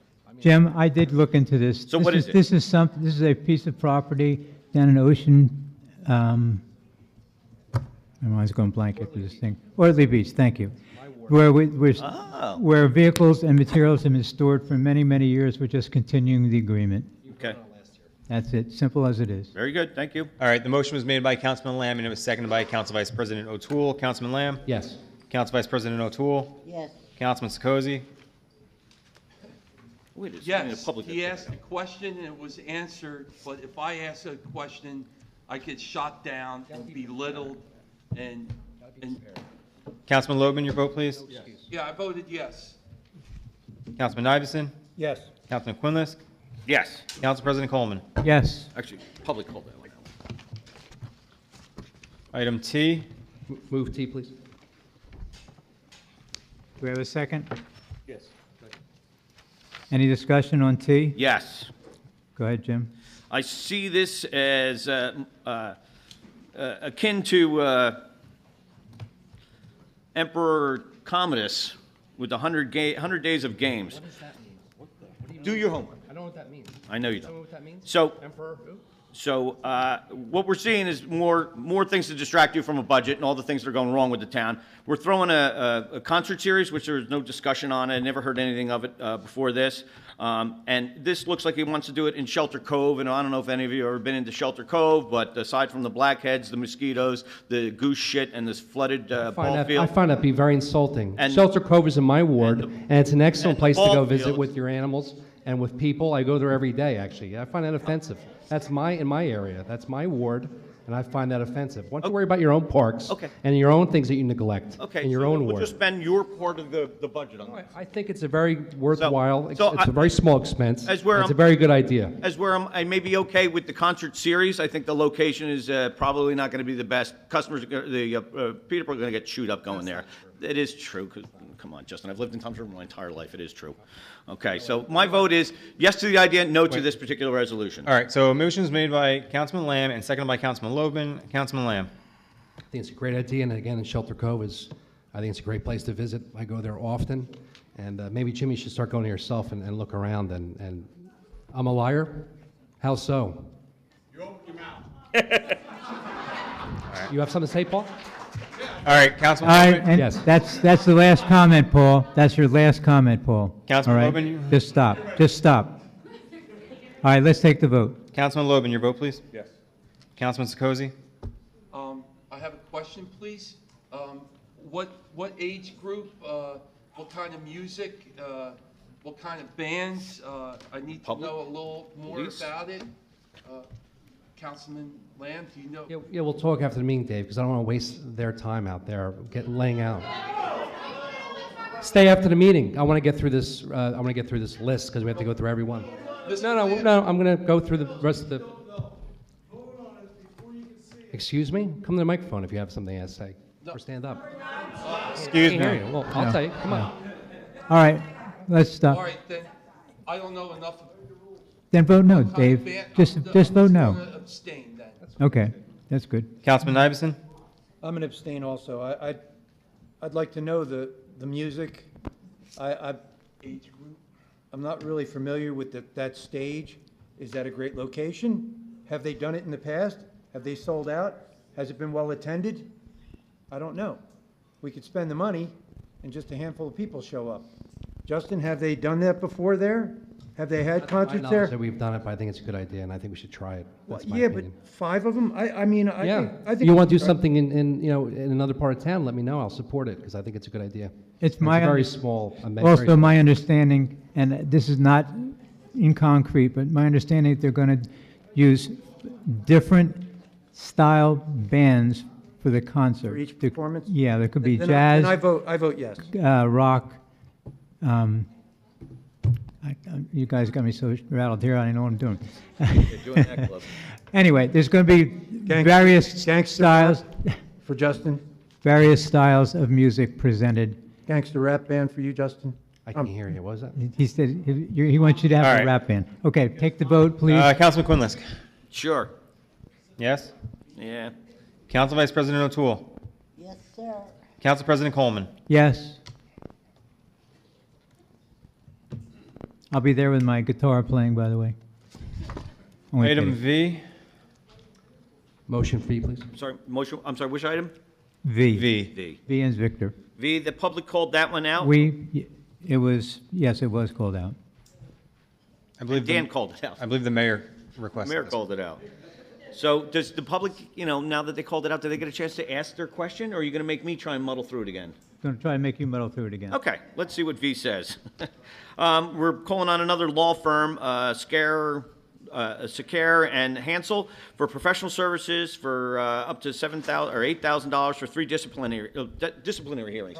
We have. Oh, but okay, good. But so how come we aren't? Are you taking Dan's place with the interruptions? So the question is, why aren't we using House attorneys for this, or somebody we already have on our? They served as a hearing officer, Jim, not as counsel on it. Meaning a hearing officer, an objective person that can hear the matter and come up with a decision as to what the appropriate discipline would be. We can't discuss the disciplinary matters. I know we can't discuss it, so we have no legal counsel that can represent this. We have to pay more people. We had legal counsel who represented. All these attorneys we have in pool. We had legal counsel that represented the township in relation to that. This was for a hearing officer. Okay. It's different than legal Did I representation. answer whoever pulled this one out? Did I answer get your question answered? That's far enough, probably. Okay. Okay. All right, Press on. there was a first. A second. First was made by Councilman Lamb. Is there a second? Second. Motion made by Councilman Lamb and seconded by Councilman Loebman. Councilman Lamb? Yes. Councilman Loebman? Yes. Councilman Sekozy? I have a question for the counselor, Mr. Pasquarella. These 3 hearings, they're for employees of the township? Correct, and that's all we can say, Dave. Okay. Can't go I'm any not further. voting for that, no. Councilman Iveson? No. Councilman Quinlisk? No. Council Vice President O'Toole? Yes. Council President Coleman? Yes. Resolution W. I think we've really hammered that out pretty well. Is there any additional Move W, comments? please. Could we have a motion and then we'll do Further comments? discussion? Yeah, let's take the motion first, please. There was a motion made by Councilman Lamb and seconded by Councilman Loebman. Thank you. Okay, go ahead, Jim. Was there other discussion somebody wanted with this? I don't know. I didn't hear anybody say anything. I was going to ask to table it, but it was moved too quick. Well, we could still vote to table. I think it takes precedent over somebody making a motion to move it.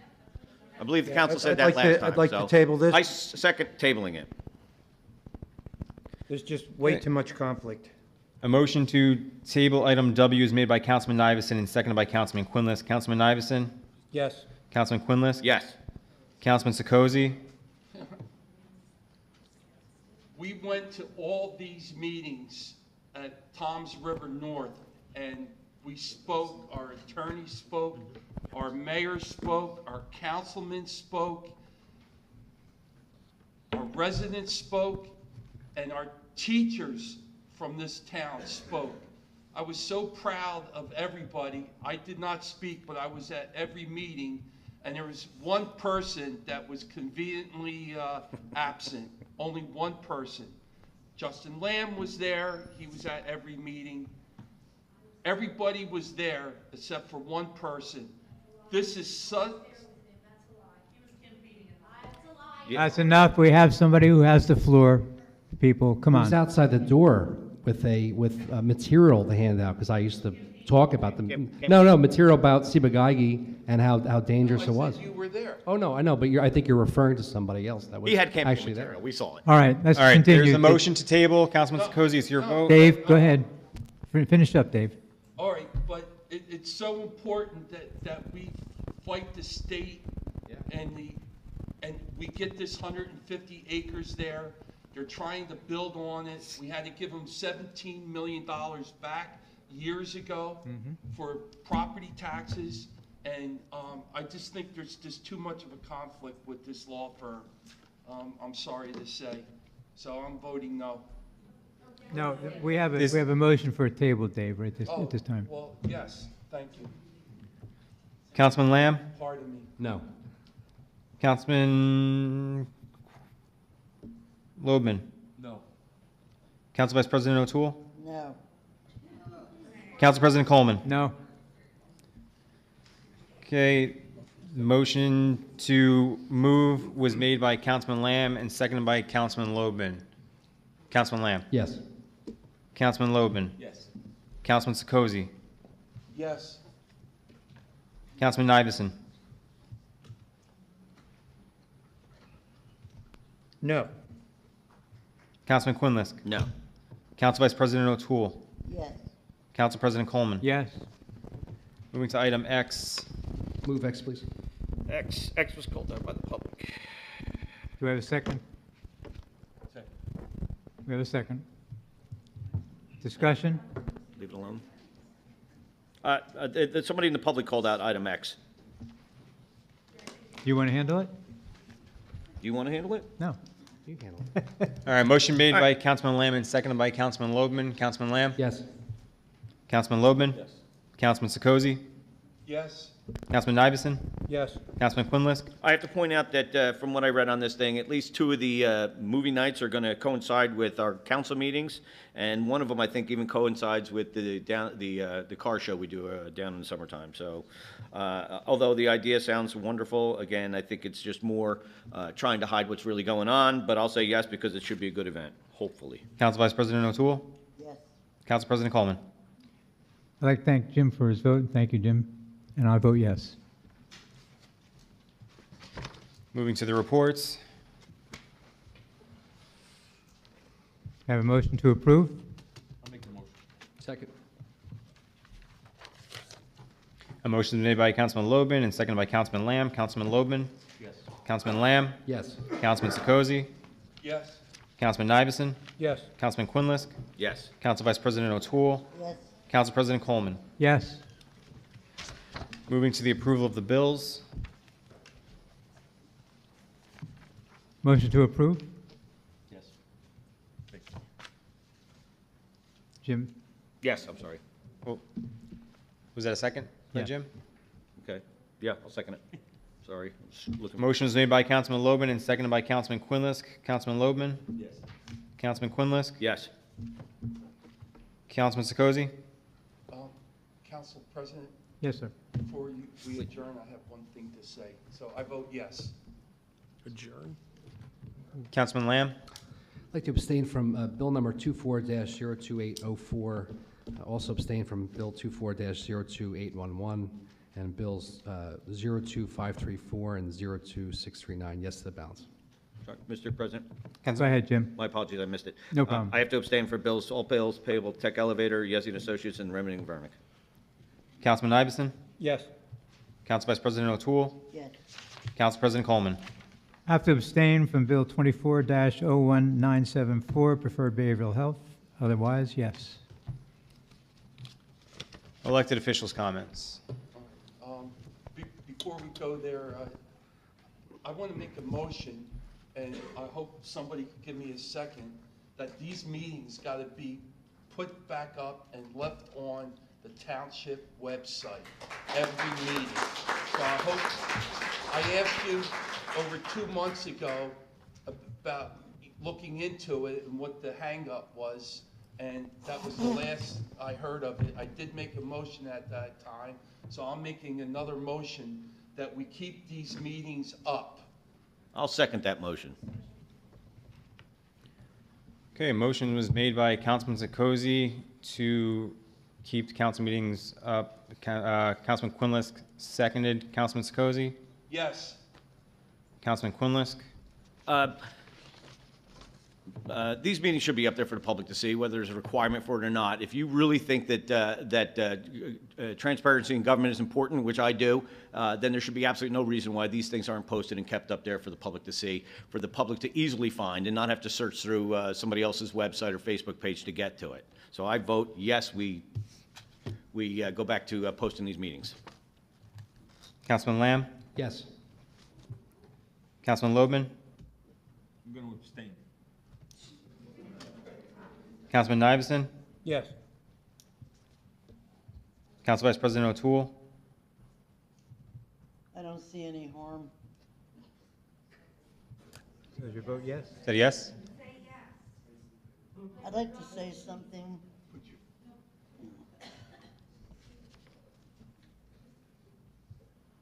I grant you, I'm very new at this. This is 5 months in. And in the 5 months' time, I look out in the audience, I see the same faces. I know there's, I don't know how many hundreds of thousands of people live in Toms River. They're not here. Same faces week after week after week after week. Virtually saying the same thing week after week after week after week. I could call it a certain kind of show, but I'll refrain from that. We're supposed to be civilized people. We're supposed to be able to communicate. We're supposed to be able to listen to each other, not yell over each other, not talk over each other. But that seems to be all that we do here. There's no civility.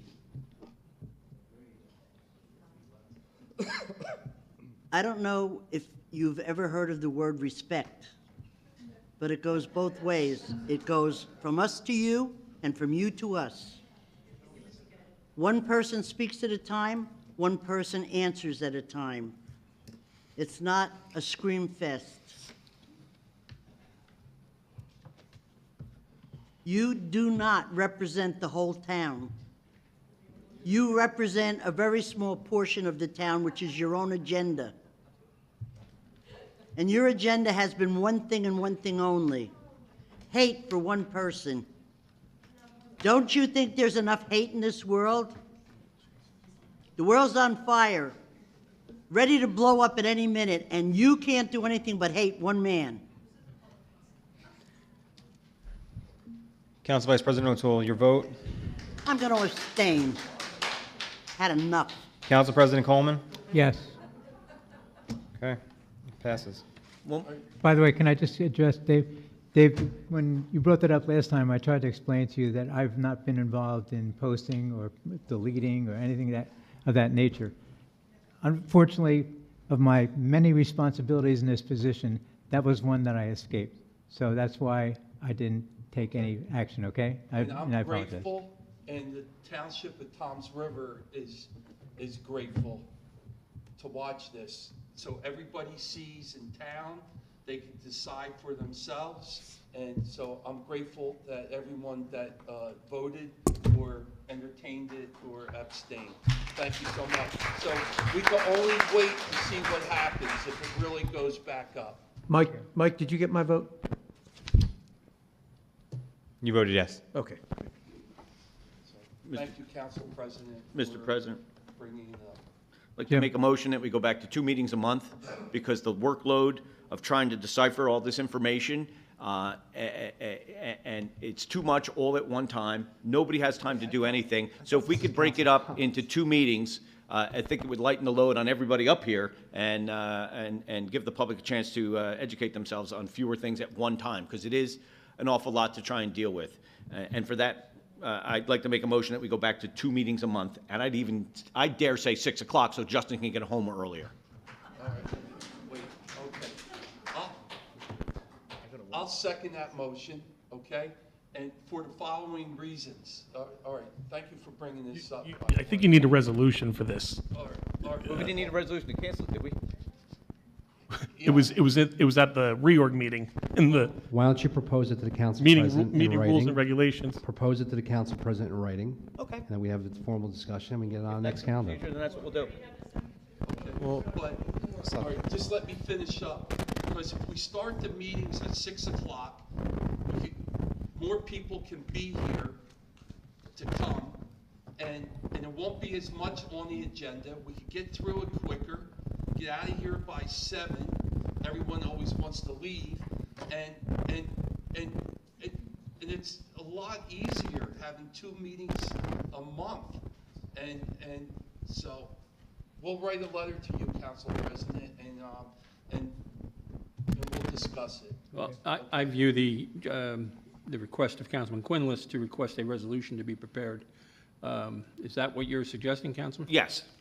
And I think the request, as Mr. Pasquarello indicated, you would need a resolution to act upon that. So the Law Department can prepare a resolution, and Council can decide it at their next motion, at their next meeting. Thank you. Okay, thank you.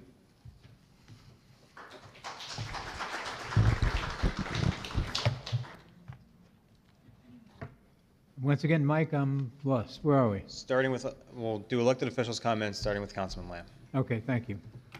Thank you, Chair. Just want to thank Mark Romar, our engineer who's in the crowd. He's done a lot of hard work over in the area of Snug Harbor, particularly the areas of Mizzen Road, Pinta Court, and Ship Court. We're elevating those roads and are paved. And also we have an issue over on Rico in the Shelter Cove area.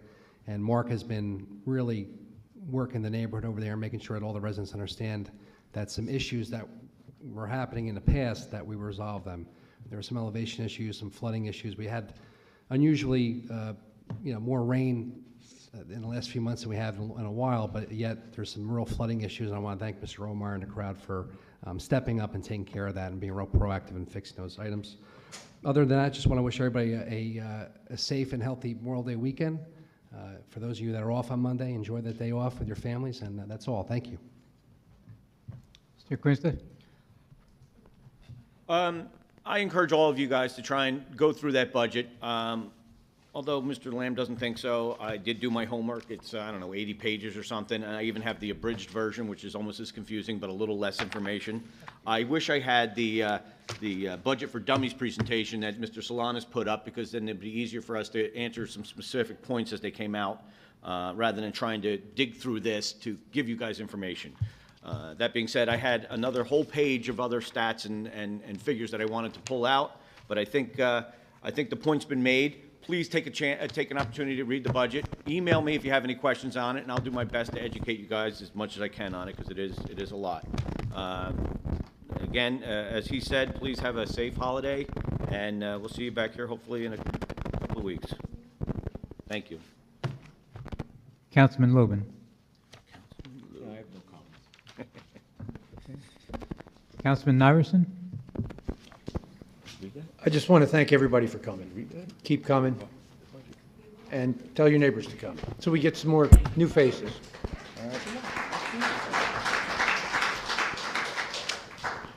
Councilman Chakosy? Okay.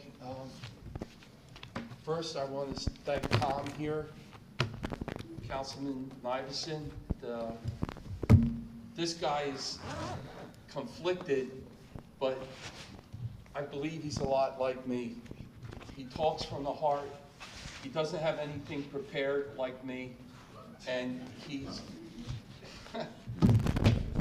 but he knows if it smells bad, he's not going to do it, okay? And you just saw how he is a sellout. How's he a sellout? My God, he's a free man.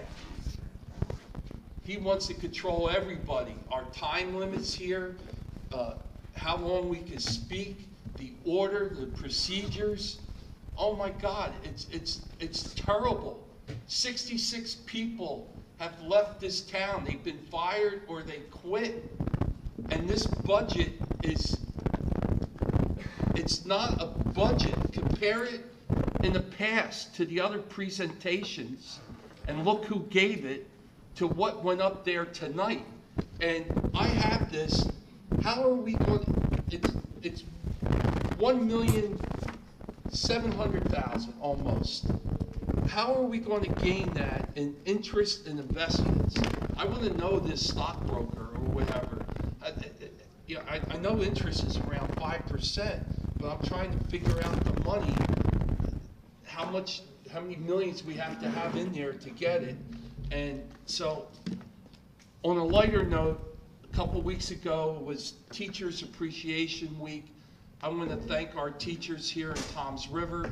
They have a tough job. So many of them were students, kindergarten. They worked their way through, and they wanted to teach here. And I want to mention every year Ocean First Bank, they have a scholarship fund. So if you know somebody going to college, pass the word out to your relatives and friends. They have $300,000 available. So go online and get that money. And there's a lot of things that I'm worried about here. The two quietest guys in the past on council was Jim and myself. We were part of a team. We were invited in on every meeting. We were new, we didn't know, and everything was explained to us. We didn't agree on everything, but it was explained to us, and we felt good with it. It was the right thing to do. So now, with these projects down here in downtown Toms River, with the feds and the state, that build grant for the roads and the circle and everything, and the waterfront, that's about $7 million. I hope we don't lose that. I hope we don't lose that. And that project, the 6-story Twin Towers, that company is putting 3 to 5 million, I forget exactly, but it's a minimum of 3 and a maximum of 5 million on the waterfront, in bulkheading, boardwalk, amphitheater, lights, flower beds, and so that's like a total of $12 million. I have no idea where these grants are, who's handling them, nothing. I can't get any information. And if I go now, I can't ask anybody in the department because in the past, they had to CC everybody. Now I have to go directly to one person and ask. I mean, I don't believe there's control here. And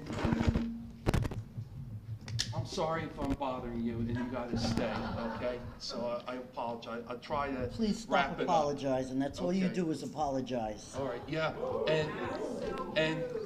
and my one last apology, I rest my case. okay, I'm out front.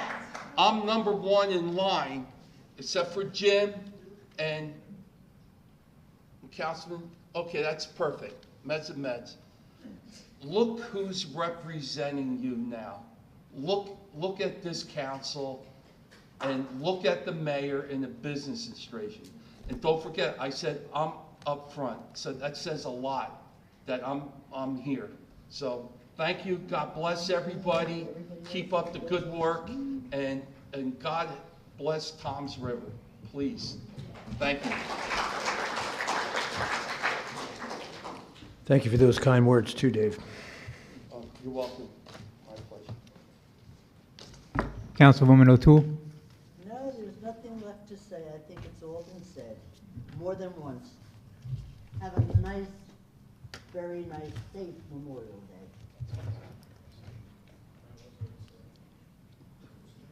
Well, I guess it's just me. I don't have much more to say either. I wish we could get things back together. I understand the frustrations on both sides. It's a tough thing. And people ask me, how you like your job? I said, well, not too much fun, really. But anyway, I don't have much more to say. I do hope you have a very safe holiday. I'm looking forward to the parade on Monday. I've been asked to put in one of my cars in the parade, so I think I'll try to do that. But anyway, God bless you all, and thank you for everything. Okay, at this time, we're going to open up for the public comments. And remember, to please get in line and try to come right to the point, because you do have a short period of time to speak. Carlos? Council President? Yeah. Just remind everybody to state their town as well. Yes. Your name, Carlos address. Amansar, Winningham, Toms River, New Jersey. Thanks. I have a question. Who's here is Republican? So, why are we fighting each other? Don't we have a crazy election? Don't we want to put our people in? So, well, hold on a second. No, we're not going to point fingers no more. One, we need to, look, I feel threatened, not threatened, I'm a special ed guy. I'm not that human, I'm not that guy. I am here as a concerned person for my town. I will be campaigning, I will walk, not only my district, not only yours, I have friends in every one of yours district. I will campaign as a Republican. But right now, I can't even be proud of a lot of stuff. Like, I can't say that I support you. I can't say I support you. I can't say I support you. Why?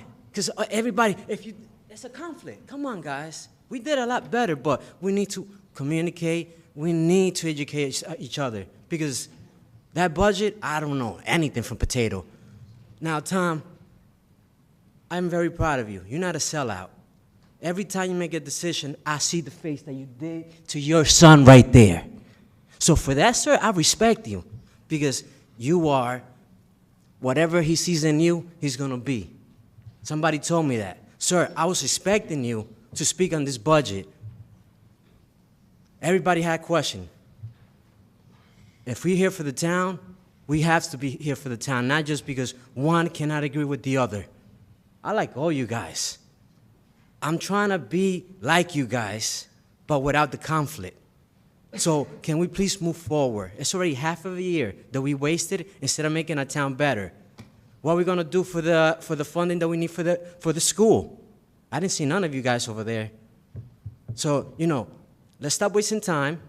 Like I said, the offer's still there. Dinner at my house or, hey, listen, dinner at the Republican Center at the meeting. All of us in one table. How about that? Thank you and have a great day, guys. All right. Thank you. Debbie Kersey, Toms River, New Jersey, 32 Bartine Street. So the reason we people who seem to irritate some of you up here, or you're the town attorney, you represent us. We come here because we're passionate about something, and we have now 3 people who seem to be working for the people that they represent, and the rest of you just rubber stamp whatever the mayor says. You two text each other all the time. You're still looking at texting, and you don't even have the respect I listen to everything not. you said. You listen to everything while you're texting and doing everything else. So respect is earned. She's not here, but respect is earned. She doesn't respect us, so why are we going to respect her? There is no respect. There's no respect. We elect you, and we can unelect you. So you better remember that. Again, we come here for the animal shelter because it's important to us. When I went in my neighborhood to collect signatures, people were coming out to me. I didn't have to ring doorbells. They were coming to me. And a lot of them were asking me about recall petitions. And I honestly don't know that much about it, but it sounds like a really good idea. So just please remember that. You work for us. We don't work for you. You work for us. Don't shake your head. What are you shaking your head no for? I work for you personally? You work for us. Yeah, my ward, my first ward. Well, you know, where do you live in Ward 1 or where do you live, Ward 1? It doesn't matter. It does you matter. work. It does I'm a matter. ward councilor. You I work. care. I Whatever. work for my ward. So we have something that we feel passionate about, and you don't care. So we have 3 people who care, and the rest of you who rubber stamp. Big government. You put buttons, you put budgets through, you do everything else. You have no idea because the miracle workers over here, and I use that in quotes, tell you to. I don't feel like you even have a mind. I feel like you just all vote together. So I'm just proud of Councilman Quinnslick, Nivison, and Sekozy for representing the people who elected you.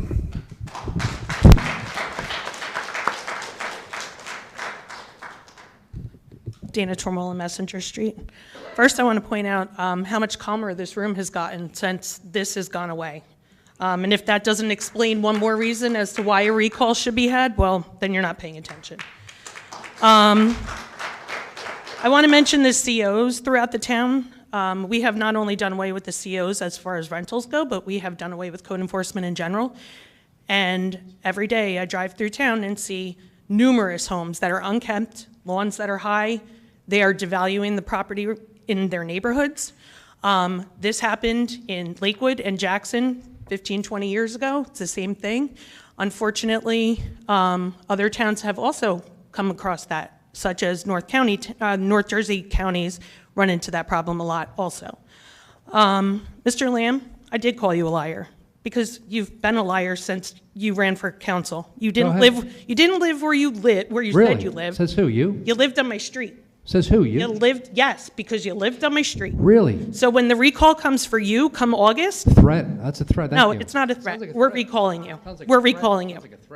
And you lived on my street. And your wife lived on my street. She owned a house there. And you lived on. And you rent a house there, don't you? You lived.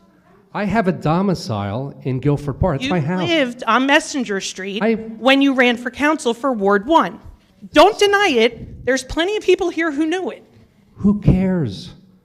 You? The people who live in town. I married my wife and she owned a house in the opposite side of town. So I have And you multiple ran homes. illegally for your. No, that's false. That's actually No, that's true. false. It's true. Aren't you building a house? It's I have multiple homes. She rents a home, doesn't work, and then she's going to tell me what. So what?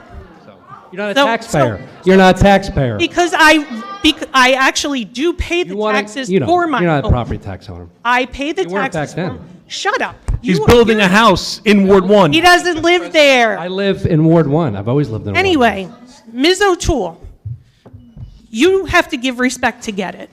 You do as you're told. You yell at people. You criticize the people who have been coming to these meetings long before. Shut up. So do you. Wow, that's disrespectful, isn't it? You have not been at these meetings nearly as long as most of the people in this audience. So you have no right to sit there and criticize those of us who have been coming to these meetings for 4 or 5 years. So thank you. I don't want to hear what you have to say. I don't want to hear it. I don't want to hear it. What I see, that's your problem. You don't want to hear anything. That's right. No, That's right. actually, That's right. actually, ma'am, I listen to everybody in this room. Same people. Same You 6 have- people. Same 6 my people. God, the two All right, enough, enough. Shut up. I'm giving her the floor. She's not going to be. Mr. Nivas. Miss thank- O'Toole, please. Thank you, Mr. Nivas. You have, for stepping you have, up and from actually doing, you're ridiculous. And Your Mr. time- McGuckin, I have to say, I'm really disappointed. your time is up. I like you, and Your I'm really time is up, disappointed at please. the way things are Ma'am, going. your time is up. Thank you. Sure, he'll lose a lot of sleep over it at night. I'm sure he'll lose a lot of sleep over it at night. Keep walking. Hi, hello, hi, my turn. Hi, everybody, I'm Liz Dorick, and I live on Pheasant Lane, and I just want everybody to take a deep breath and blow it out, because I'm up here to say thank you to a few people. And I also wanted to answer a couple things that came up at the last meeting. I know that we were told, the people that were concerned about the animal shelter, why didn't we ever go to the county to check out, if we were upset with the animal shelter? Yes, you did, Mr. Lamb. And we didn't have to worry about how the county ran their shelter, because we had ours. And that's why I didn't have to worry and go to the county meetings. But, however, I did go to a county meeting. I went to the commissioners' meeting, and I have to say it was very refreshing to see how a meeting runs. And I also went to the health department meeting, and that was almost okay, and I'll explain that as long as I have enough time. Ms. O'Toole, I'm sorry if you get sick of seeing my face here every meeting, but I want to let you know, I have, What I was trying to say was one thing. A little respect goes both ways. And I respected you enough to vote for you because I wanted a woman on council. And I have to say that I wish I didn't, because I simply, and with no disrespect meant, I have simply seen that one time you voted with your heart for the animal control officers, and for that, I thank you. The thing I'm trying to say is, I did go to those other meetings. I emailed you all about the meeting at the health department because you did a really good job in making sure that our business administrator got up there and told the county we didn't have the budget for the animal shelter.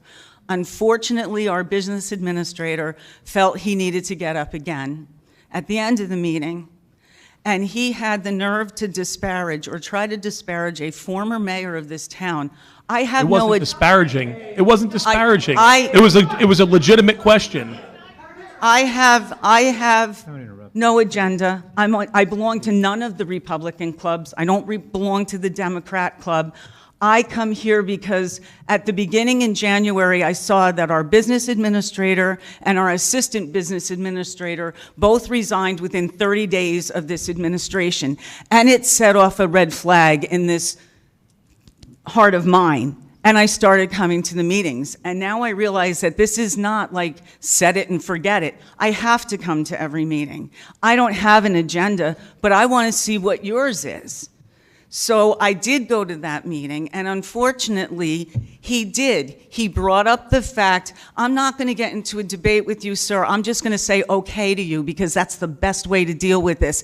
What he did was he was admonished. Tell me he was not. Can I clarify? Council President, Can I have another minute, please, Mr. Coleman? Please, Mr. Coleman? Because she's talking about John having disparaged Mayor Hill, I would like to. Don't get into it. Don't get into it. Don't get into it. I Go ahead. have- Liz, you got 1 minute. Go. Okay, thank you, Mr. Coleman. I just want to say that the chairman of that board, Mr. Mallon, had to tell our business administrator not to make it political. And I felt that looked bad. He did say that. It was Mayor Hill who said that. No. He's right behind Mayor you. Hill said it quietly first, and then Mr. Mallon said it. Can I clarify what happened at that meeting? I don't want to. Because you don't want to know the truth. I was there. Let's move on. Come on. And let me just tell you this. I thank Mr. Lubman for his emails back and forth about that situation. I thank Mr. Nivison for his email back on that. And I thank Mr. Quinslick for his email. I did not receive emails from the rest of you, but that's okay. I don't need the email for validation of what I felt happened at that meeting. But I do want to say, Ms. O'Toole, I'm going to be coming to the meetings, and it's because I need to see what's going on for myself. Okay, Liz, I did give you an thank extra minute. Thank you. I appreciate it. I'm forever grateful. Yes, ma'am. Hi, good evening, everyone. My name is Vicki Weiss. I'm the owner of the Mathis House downtown. A lot of familiar faces. We're going to do a really shifting gears because I'm, overwhelmed by this meeting tonight, but I'm going to be very direct and to the point. So I was given approval to open the Huddy House, which is going to be a new bed and breakfast on 801 Main Street, and that was given in February. And now I'm in June. I started this process last June, which marks a year. And as a small business owner, I am paying about $7,500 a month on a property with all of my insurances and my utilities, and my property taxes there are $10,000 a year. My property taxes at the Mathis House are $17,000 a year. Given the time constraints and the 17 pages of conditions that I was given to comply with, which I only have one left, which is pretty good. I've been fighting like a dog. But recently, I've been approached. You know that the Mathis House last year gave over $30,000 to nonprofits, which include our hospitals and a lot of places. And It came to my attention the other day because for 5 years I've been giving $5,000 to the New Jersey Association for Alzheimer's. And this year I told them that I couldn't because of the Huddy House. And there are people in our community that have different problems. They're a different scope of the problems. I don't want to get emotional because we've had a lot of emotion tonight. I would like to be very direct and to the point. My lawyer has given a letter requesting that the Township Council consider that if I'm in the historic downtown preservation area and I have an approved change of use, that perhaps you would consider letting me do an Airbnb or VRBO so I can start earning an income on the property. And if that's not a possibility, maybe we could have a sit down and talk about something that maybe I could open 2 rooms at the Huddy House. I've been very silent and very fair, and I'm hoping that you'll consider my request. Thank you. I hope you have a safe Memorial Day, and I'll be praying for our town. I know that we all took oaths on a Bible, and our Bible means something until we bring God back into our town and our community. Then we'll continue to live in chaos. So I hope you'll hear me this evening and appreciate your time. Thank you. Thank you. Thank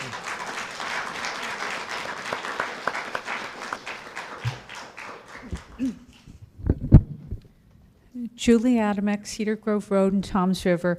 The main thing that I want to talk about tonight is I've been attending these meetings since January, and I've attended other town council meetings under 2 of the prior administrations, so I know how these meetings should be run.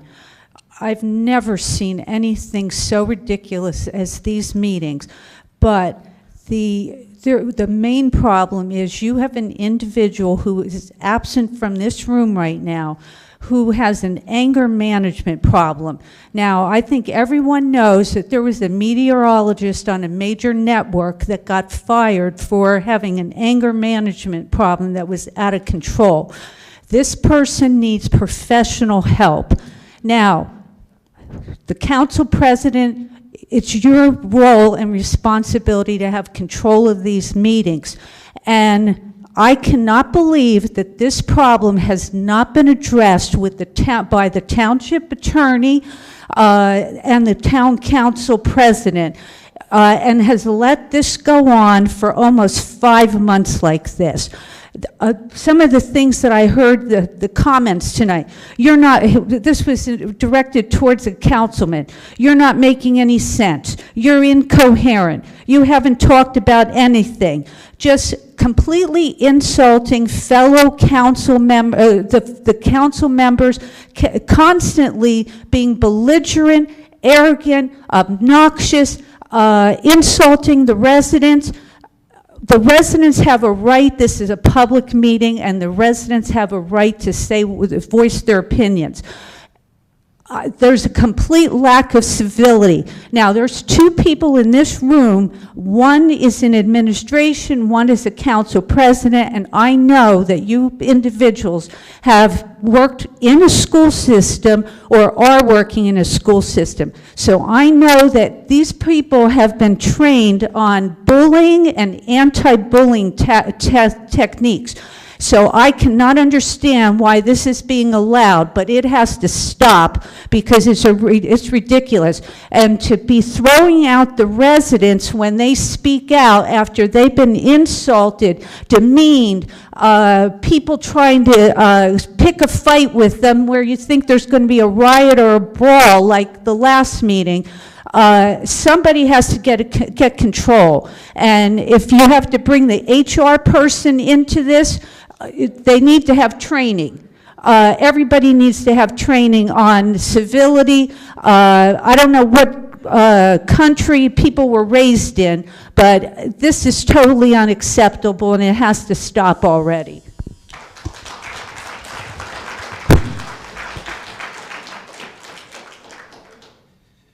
Maurice B. Hill Jr., 300 Woodview Court, Toms River, New Jersey.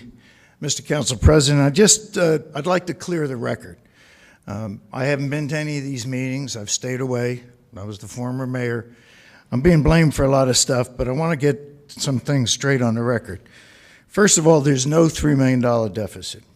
As of the 12/31/23 Toms River financial statement on sheet 21, there's a $47 million surplus. That's $10 million more than we had on 1 January 2023. That same figure shows up on sheet 39 of your budget if you look at it. There's also no record of a 30-minute EMS call that I could find. The Oprah records indicated that over the last 3 years, the average EMS response time is less than 7.5 minutes. I was accused of not paying attention to the municipal garage.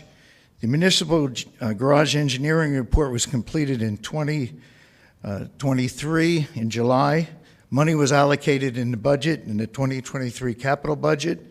Project went out to bid on 12 December 2023. Bids were opened on January 11th.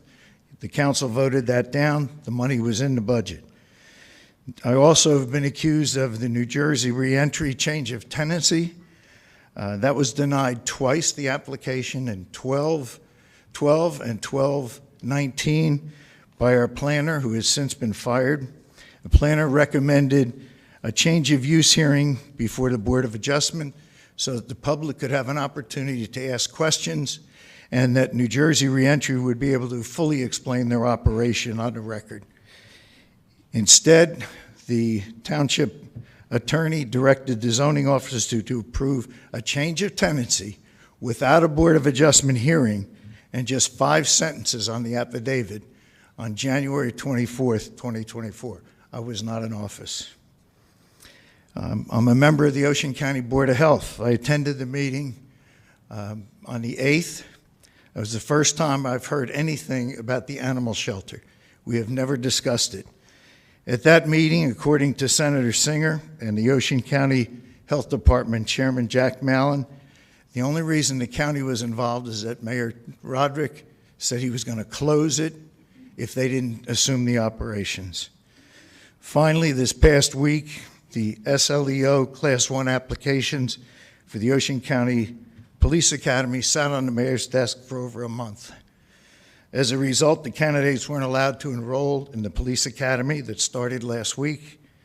Now they may be able to join the Monmouth County Police Academy, but even with that, the Class 1s won't complete the course till the middle of July or August, and they won't be available for beachfront duty. I'm offended by the fact that we're getting letters and newspapers that are not factual, they're fictional. And it's paid for with my tax dollars. Mayor, in all due respect, I do have to cut you off because I want to try to be fair and let everybody have the same Could I have same time to another, speak. can I Please. have another minute? You can come back up. Can I have You another can have, minute? I'd yeah, like to you can come back continue up, what I okay? have. You can come back, Mayor. You can come back up after the other people speak. Thank you. Janet Lang, 37 Cedar Drive, and I concede my time to Mayor Mohill. Thank you. Finally, council members, you represent us, not the mayor. You were elected. You've already had 2 ordinances that have been highly dissatisfied by the public. You've gotten signatures on 2 of them. If the one for the animal shelter is approved, that's going to be overturned. In the past, the agendas were published a week before the meeting. We had agenda meetings. Mr. Lamb sat on them. We had 3 council members. The department heads were there. Any issues were discussed at that time. You're having one meeting a month. You're not getting your agenda till a day or 2 before. That's unacceptable. You need to wake up and pay attention to the citizens. Thank you.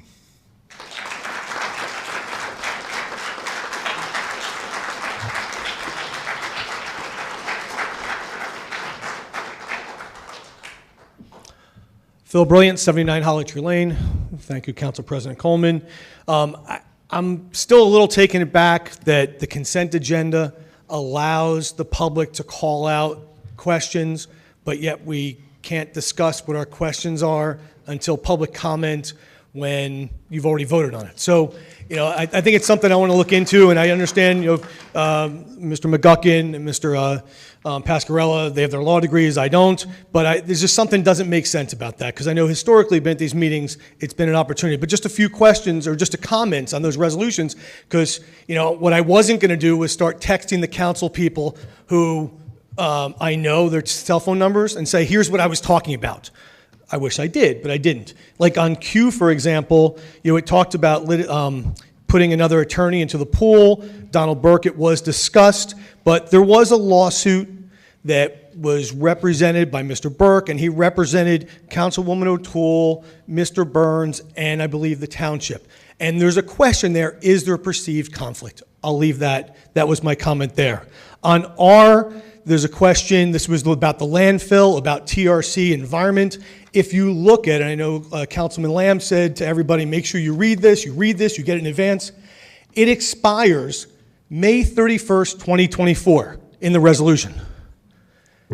The agenda says December 31st, 2024. I think the resolution's wrong, because it should be. Well, but you can't look into it if we don't get the opportunity to ask the questions. You've already approved it. It's good for Bill, 7 can I days. answer your question? There was an updated resolution that extended it until December of 2024. Where was that? I don't know if it was a clerical error. I'll leave that to. And I will say the council did receive the updated one. I may have not changed the one on the website, and I apologize for that. But I will say, though, this was the first time ever we actually had a packet on the website, so thank you. We were able to do our homework. On the concerts at Shelter Cove Beach Stage, and having spent over 30 years here in town and gone to Shelter Cove, and my daughter's played softball, so I've been there a lot. I'm not going to talk about the size of the flies, but where is the beach stage at Shelter Cove Park? I went there again today. I'm confused. So that was my question. I think $31,000 for concerts, it's fantastic. It conflicts with council meetings and Cruiser downtown, but I'm not quite sure how you do that there, because you also have to remember this is shorefront. You can't encroach. When I was on the Environmental Commission back in the 1990s, we increased the size of the shorefront, so I know where you can go and what your buffer is, so you need to be careful there. I'll move on from that.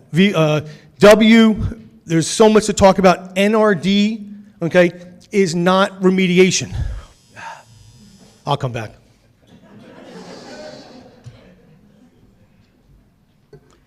Irene Watson, Messenger Street, Toms River.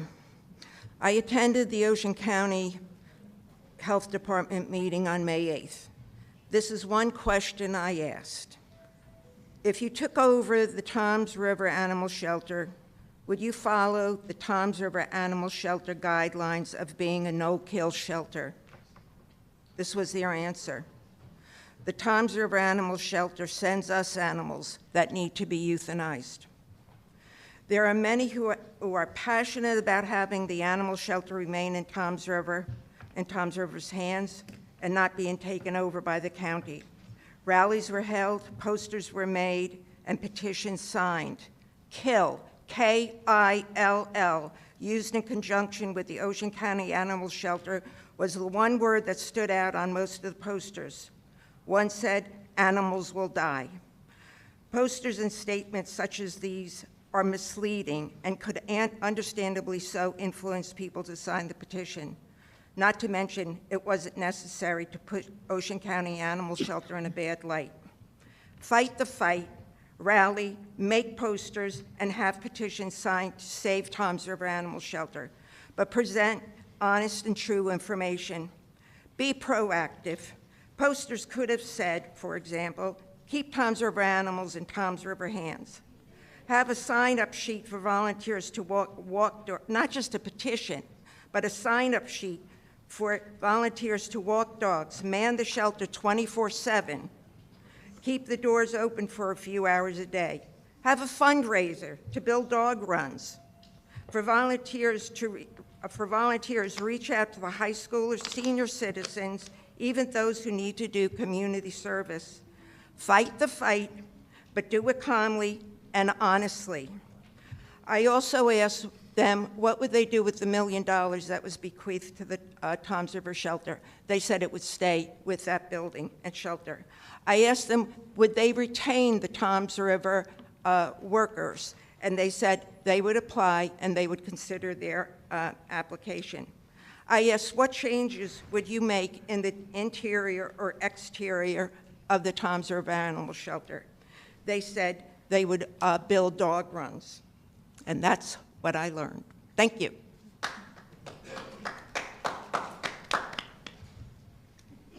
Robert Burns, 531 Lily Road in Toms River. I have a proposal for an additional resolution that if you go back to 2 meetings a month, that anything that goes for a vote on the agenda has to be reviewed by you guys, and you each have to sign off that you looked at it, because too many, well, I'm not picking on anybody, too many of you are saying, I don't know. But if you get to review it, then when we ask you questions, you're all on the same page. And if there's any conflict, it's behind your phones, or you'll have a meeting where I agree on this, this, this, and this. And then when we come to the town meetings, it'll go faster, and they'll say, why is it going so fast? You guys will already have answers.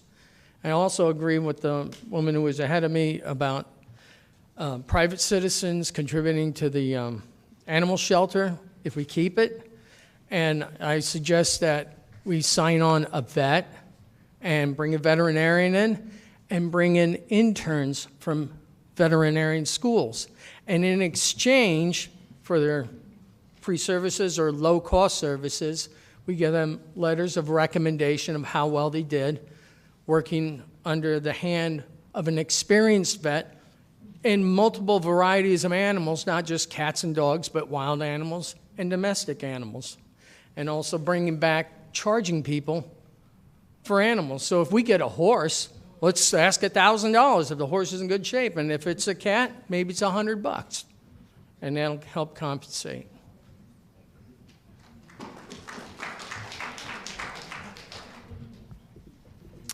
Hi, my name's Janet Lang. I live at 37 Cedar Drive. I'm happy to be speaking to you again today, Mr. President. After the last time I spoke, I was afraid to come back up here, but because I was personally attacked, and you stuck up for me, so I really appreciate that. But I feel the room is a little safer now, so I feel like I can have a voice again, and that feels good on the inside, to be honest. One thing I would like to just make a comment on, the mayor chose to leave the meeting, and I respect that choice, and I'm up here talking now because of it, but the business administrator also decided to leave, and he's supposed to represent the whole town. And I think that his action in following the mayor shows who he's really serving. He's really serving just the mayor. Because if he cared about the town, he would have stayed and listened to the rest of the meeting. And I would also like to say that within the ordinance of Toms River, I think it's 40-9 or something like that, a resolution can be put before the council, which you've already said the council members can propose a resolution, and you can put a resolution on the books and at a meeting to remove him from his job. And that's all I have to say. Bob Jenke, 979 Alexandria, Toms River. Just actually a point of clarification on the summer concert series. Where is the stage in Shelter Cove, or is that money budgeted to build a stage? I'm looking at you. Okay, I was going to talk to the administrator about exactly a location specifics, and I guess Mr. Brilliant here seems to be the expert. He knows all kinds of tidelands issues that could arise, and maybe he can help out. I was just wondering. But I think the idea is that we're trying to do it fairly inexpensive and provide, again, some entertainment like they do up in Brick Township. I think Brick does a good job. I think we're trying to do that here, and again, not costing a taxpayer anything. And beyond that, beyond the details, the administration has put this in motion with the Department of Recreation. I look forward to working with them. At this time, it's still, well, let me finish. You asked me a question. It's still, again, the idea was, let's get to a vote. These council members that were prepared voted yes. The ones that weren't, well, that's a discussion for another day, but I'm looking forward to having it. It's in my ward, and I think it's a great idea. And what I would also say, if you're always so prepared, maybe help the other council members I who would. aren't so prepared. They call me. He calls me time to time. Sir, can I coach him along? when Guys, he needs. comment. I don't know if this is going to happen, but when I was principal at the vocational school, Yeah. the county helped us out by bringing in their portable stage. And actually, I was a speaker on that stage. I heard that. So it's a possibility. Again, it has not been discussed, but I would say that would be something they should look into. We could use your help. Would you want to help out with it? I don't live in Ward 1, so. No, but we'll be taking in volunteers from anywhere. I'm sure Phil would like to help out as well. We have, And we have enough time Carlos, yeah. doing other things right now. All right, great. We'll help out when you can. Phil Brilliant, 79 Holly Tree Lane. I'd be more than willing to help out if that needs to be done. I just find it, again, it's... You're the expert. 4 weeks away. I'm not the expert on You said you concerts. were before. No, no. No, you said you were about the... No, what I said was, where was the stage? Well, I want you and to be then I involved. said I thought there were limited areas you could do it on the beach. I think you should be involved because you you know, seem like you Give me a are call. an expert. Give me a call. Let's do it. So anyway, on W of the resolutions that were approved without public comment, it talked about NRD, and I think Councilman Nivison was right on, and I think somebody else made the comment. I mean, so first of all, and yes, this is what I am an expert on this, okay? Please and this tell is me. what I do every day. NRD is not remediation, and I think there's a lot of confusion there. It's restoration. It's an obligation by the party that caused the contamination to restore the natural resource, okay? Cleanup is separate. That's remediation. Restoration to bring it back. This 1,500 acres that Ciba Geigy, now BASF, has to bring back, they've made a proposal. It's been approved by New Jersey, by the DEP, and to hire an attorney who has zero NRD. The other attorneys that were doing this, okay, I've worked with, I have experience with, they do a lot of NRD work. Every firm has a litigator, so don't give me you want a good litigator, okay? Because you're going up against the state of New Jersey, and do you know how many of these cases get won against the state of New Jersey on NRD? Very few. What? Very few. Very, very Very few. difficult standard to over. Very difficult. It's almost an impossible standard that you're spending up to $50,000 of taxpayer dollars on somebody who's never done it before. Well, that's my they have concern. experience in litigating environmental matters. Not NRD matters. It's unique.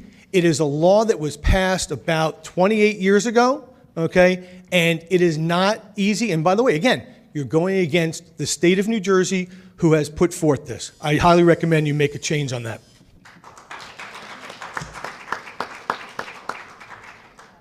Good evening. My name is Brian. I'm with B2 Consulting Group. I also have over 15 years experience within animal welfare. What I've been doing over the last 10 years is actually doing this. I come to councils, I go to municipal shelters, I go to county shelters in New Jersey and out of state to consult on what needs to be done.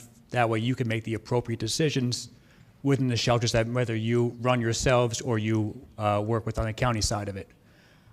There are a lot of things that I see over my years of doing animal welfare that can be changed. I have gone to your shelter.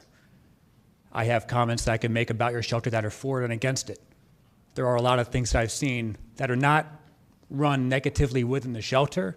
They are policy issues that cause a lot of issues. There are a lot of, what I've been hearing tonight is, I forget who made the actual comment, is when you defer, when you're not sure, you defer to an expert. I'm usually that expert that a lot of people reach out to, especially in New Jersey. There are a lot of misconceptions within what needs to be done and how to make everything done correctly to where the best thing for both your residents and the animals themselves. Those are all available to you as long as you have the appropriate guidance to do so. Now, as a council, I would personally recommend that you review the best options for both you guys, your residents, and the animals that you guys have. Because I know I heard it before where the idea of having a shelter is an option to the municipality. It is actually a statutory requirement that every municipality must contract or have your own animal shelter or contract with another entity, whether it's a government or a private facility, for those services. It is also a statutory requirement to have animal control, all within Title IV. Both of those are requirements that you must have. It's not optional for you. You do have a lot of options available. Council President, I hate to interrupt you, sir, Yeah. but may I ask him a question, please? All right. What municipalities in New Jersey have you helped or took over?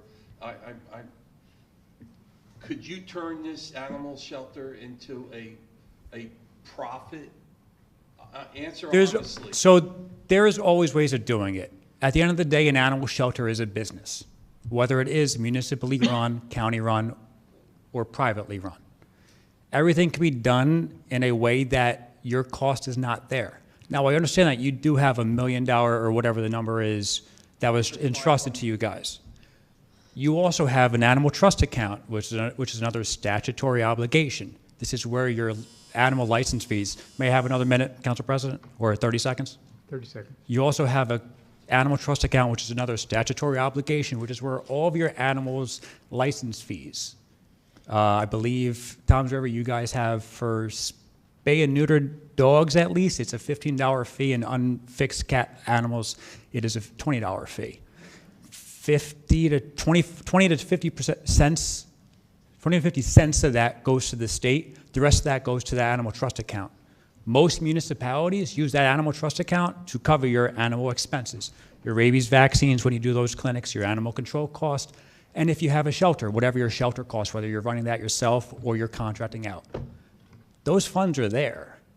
I just did the math before. If the numbers that we have, again, granted, they're 10 years old, but those last numbers that were made available, you had around 11,000 dogs in Toms River. Sir, I'm going to cut you off. Sure. Okay, and if you want, get back in line and finish up. No problem. Thank you.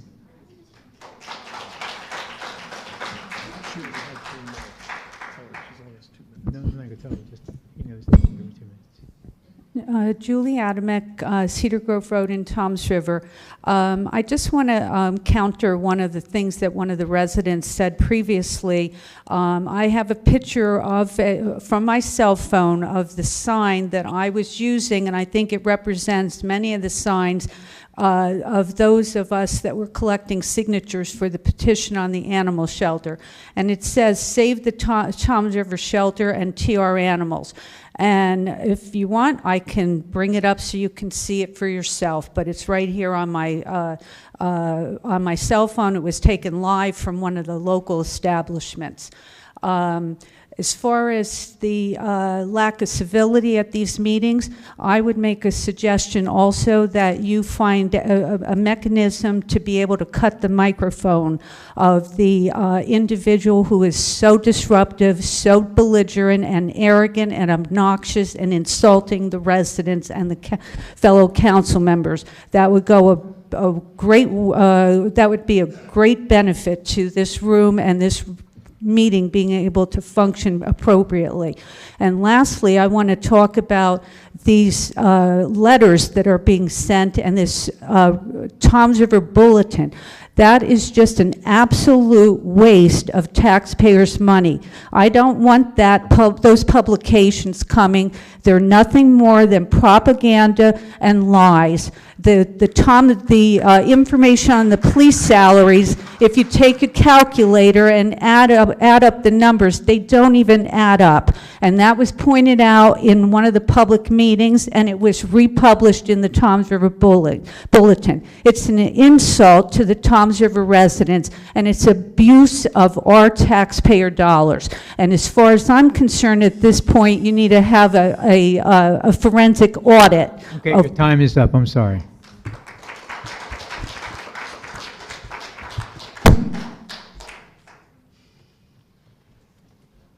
Yes, ma'am.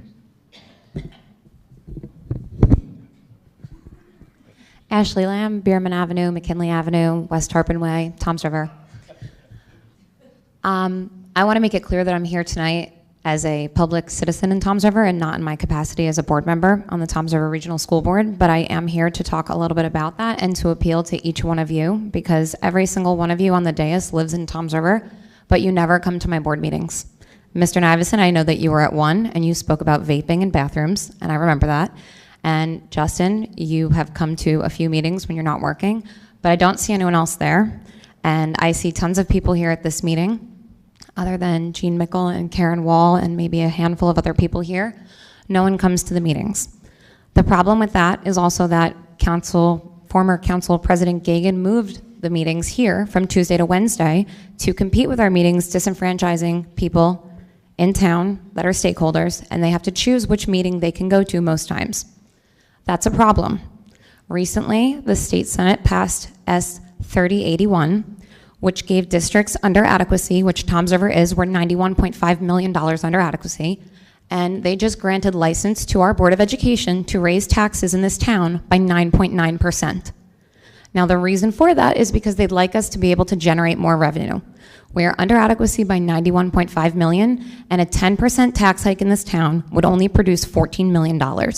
That is a drop in the bucket when you're missing 90. But $14 million would definitely hurt some of these taxpayers. So I am asking everyone here, especially the lovely lady who's going to all the meetings now, please come to my meeting. Please add that to your list. Well, we're going to fix that. But the problem is that they are urging our board to hike taxes in this town, as Mr. Solanas so eloquently put, the giant pie up there. Most of it was me. I'm the problem. I get it. And there was a letter where Dan talked about how the school's raising taxes, but we don't have an option. It used to be that we had to raise them by a minimum of 2% and a maximum of 2%. So the Township of Toms River can talk all day about how there's no tax increase, and the Board of Education will continue to raise taxes because we do not have an option. The problem with that is that now the cap was removed and we can raise them to 10%. There are many board members that support that. There are many board members that don't. But the bottom line is that I have no idea what the residents of Toms River want, because no one shows up to the meetings. And no one would know anything that we say at the meetings if Karen Wall and Jean Mickle did not write it. So I'm here to ask each one of you, and I would love a verbal affirmation if I'm going to see you at our next meeting, and everyone here, because as much as you show up here, I mean, I think maybe, can I make a suggestion? Let's move the animal shelter into the school, and then maybe people will come to the meetings. Because this is a real problem, and it's not going away. The issue is not the tax cap, the issue is the funding formula, and I need the taxpayers of Toms River to show up to the meeting and have their voices heard the same way they are here. Thank you very much. Thank you. I would just like to say one thing. I would love to go to your meetings. Right now, my wife is home with dementia, with somebody who I have to pay $200 so I can come here and get beat up. We'll give you It's great. We'll give you a free Okay? pass, but I want to All see right? the rest of you there. But trust me, I've been to board meetings. I'm an active person. I'm also on the board of trustees for 2 nonprofits, and it's difficult. I have to actually take her to a board meeting because I have nobody to watch her. Okay? I understand that. Thank We're going to give you a free pass.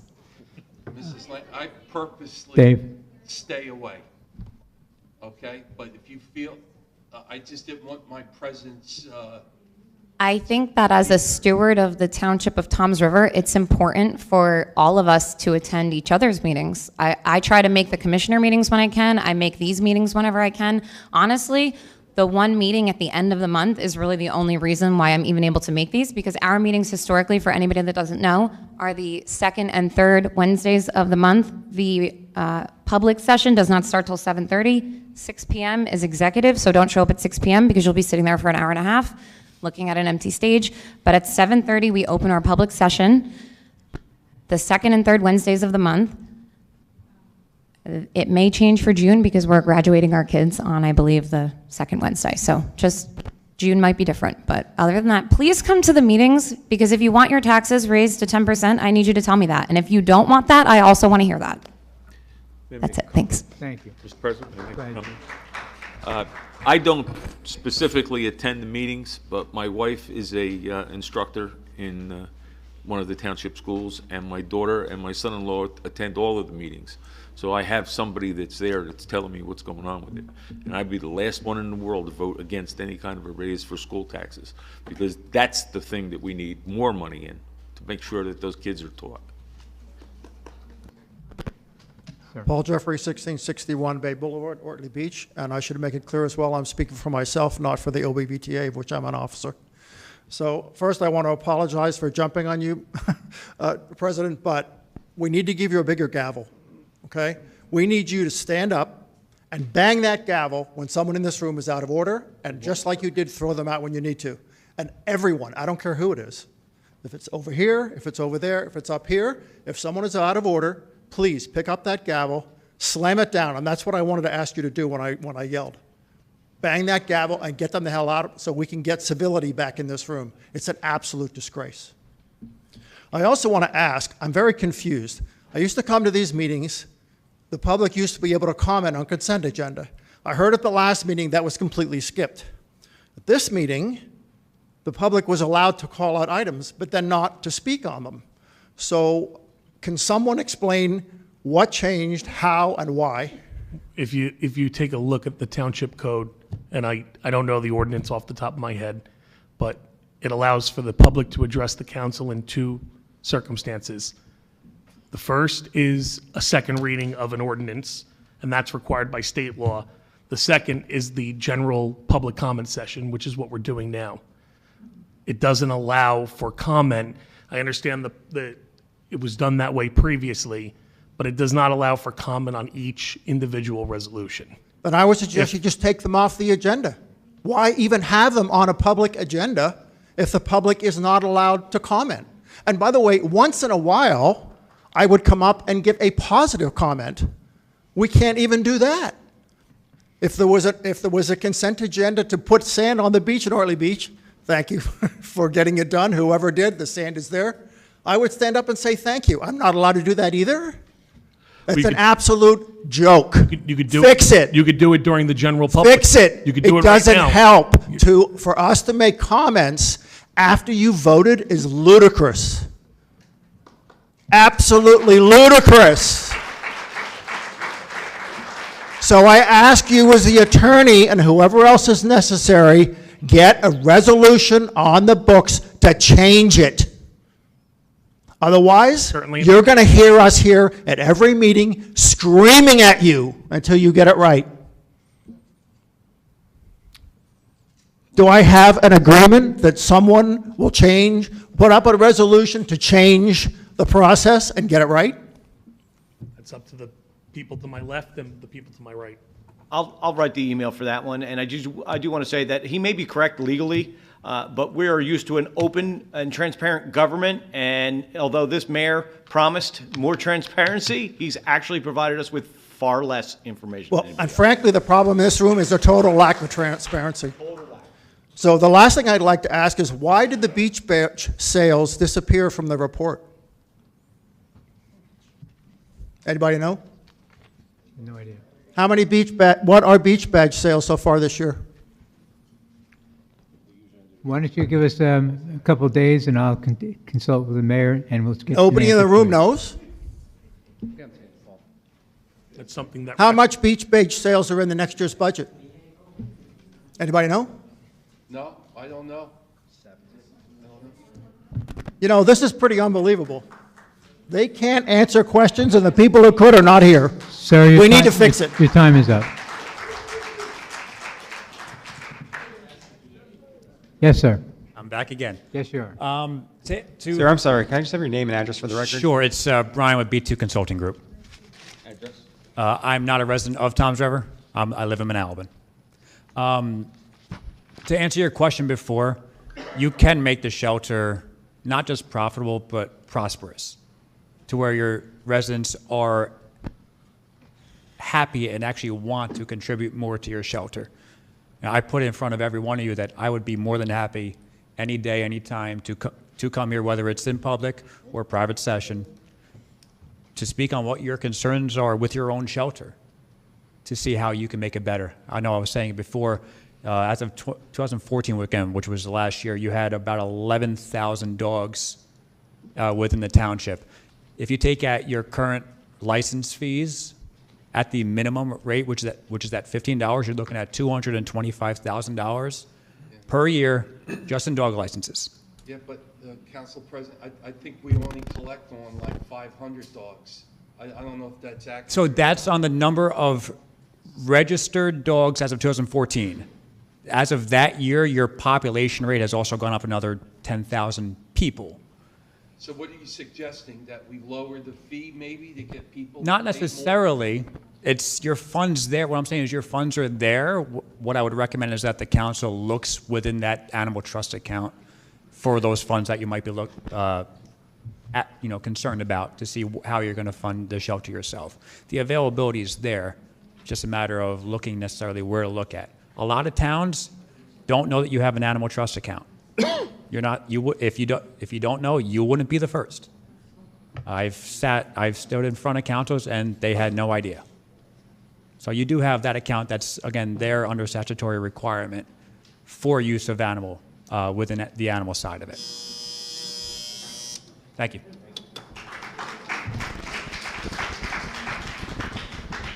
Robert Burns, 531 Lily Road, Toms River. Just wanted to comment on the Ciba-Geigy thing, that I think we got to be very careful. We got one shot at this. If we have to hire this firm, we have to have an exemption clause that if you guys find a firm that deals with this, that they have to agree to let us out of the contract because they have no experience, unless they can bring an outside litigator in who can prove they have experience dealing with the state, with the EPA and the DEP. And that's because we got one shot at this. And the state is more than happy to walk away from it and make our problem. All right?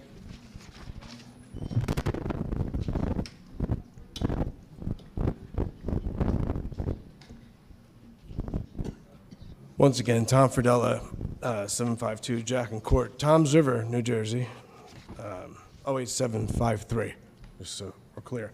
So I could talk more about the animal shelter. I could talk more about what the other residents said up here. You guys all have the numbers in front of you. You know what the truth is, okay? Whether you want to, admit to it or not, or just recognize that that you've actually seen it or not is a whole nother matter.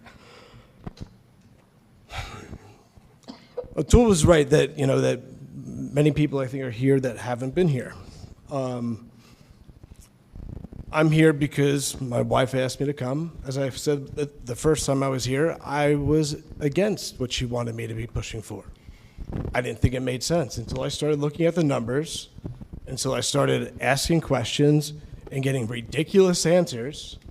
Hey, why did we go from $500,000 a year to $600,000 to $800,000 a year? Well, because we bought a washer and dryer machine. Okay, the cost of that was $19,000. And then all of a sudden, in the middle of the petition, we're getting dropped with this tax letter, and now it's up to $1 million a year. So I thank the councilmen that are up here, especially Mr. Iverson. Thank you so much for all your support with the petition process. But we also talked about fiscal responsibility. Now, we just talked about a summer concert series.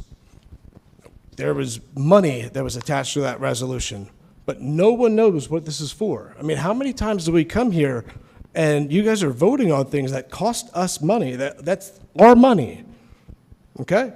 And you don't know what the hell it is that we're doing with the money. Are we renting a stage? Are we buying a stage? Are we paying the artists, or are we not? Like, what are we doing? How do we even know what the costs are? How are we even guesstimating that? We can't guesstimate there, but we can guesstimate in other places.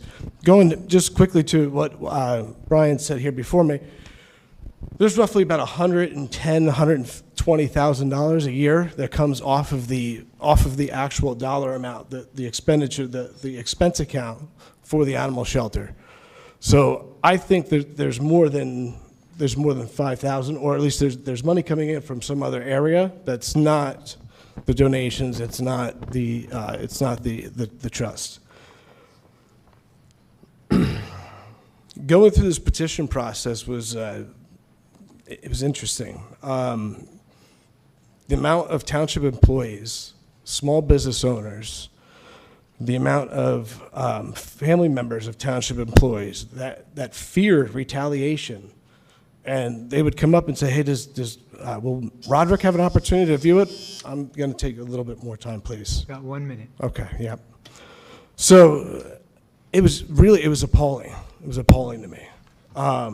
It's just genuine fear. These people scratching their names off of a list because they fear that their spouse may get fired because they signed for an animal shelter that they want. Nonetheless, we still got there. And you spit in our face tonight. You all work for us.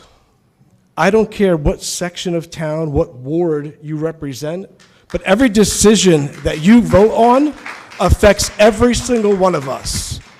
This concert series, okay, is it only Ward 1 that gets to go? No, it's everyone in this town, correct? It affects all of us.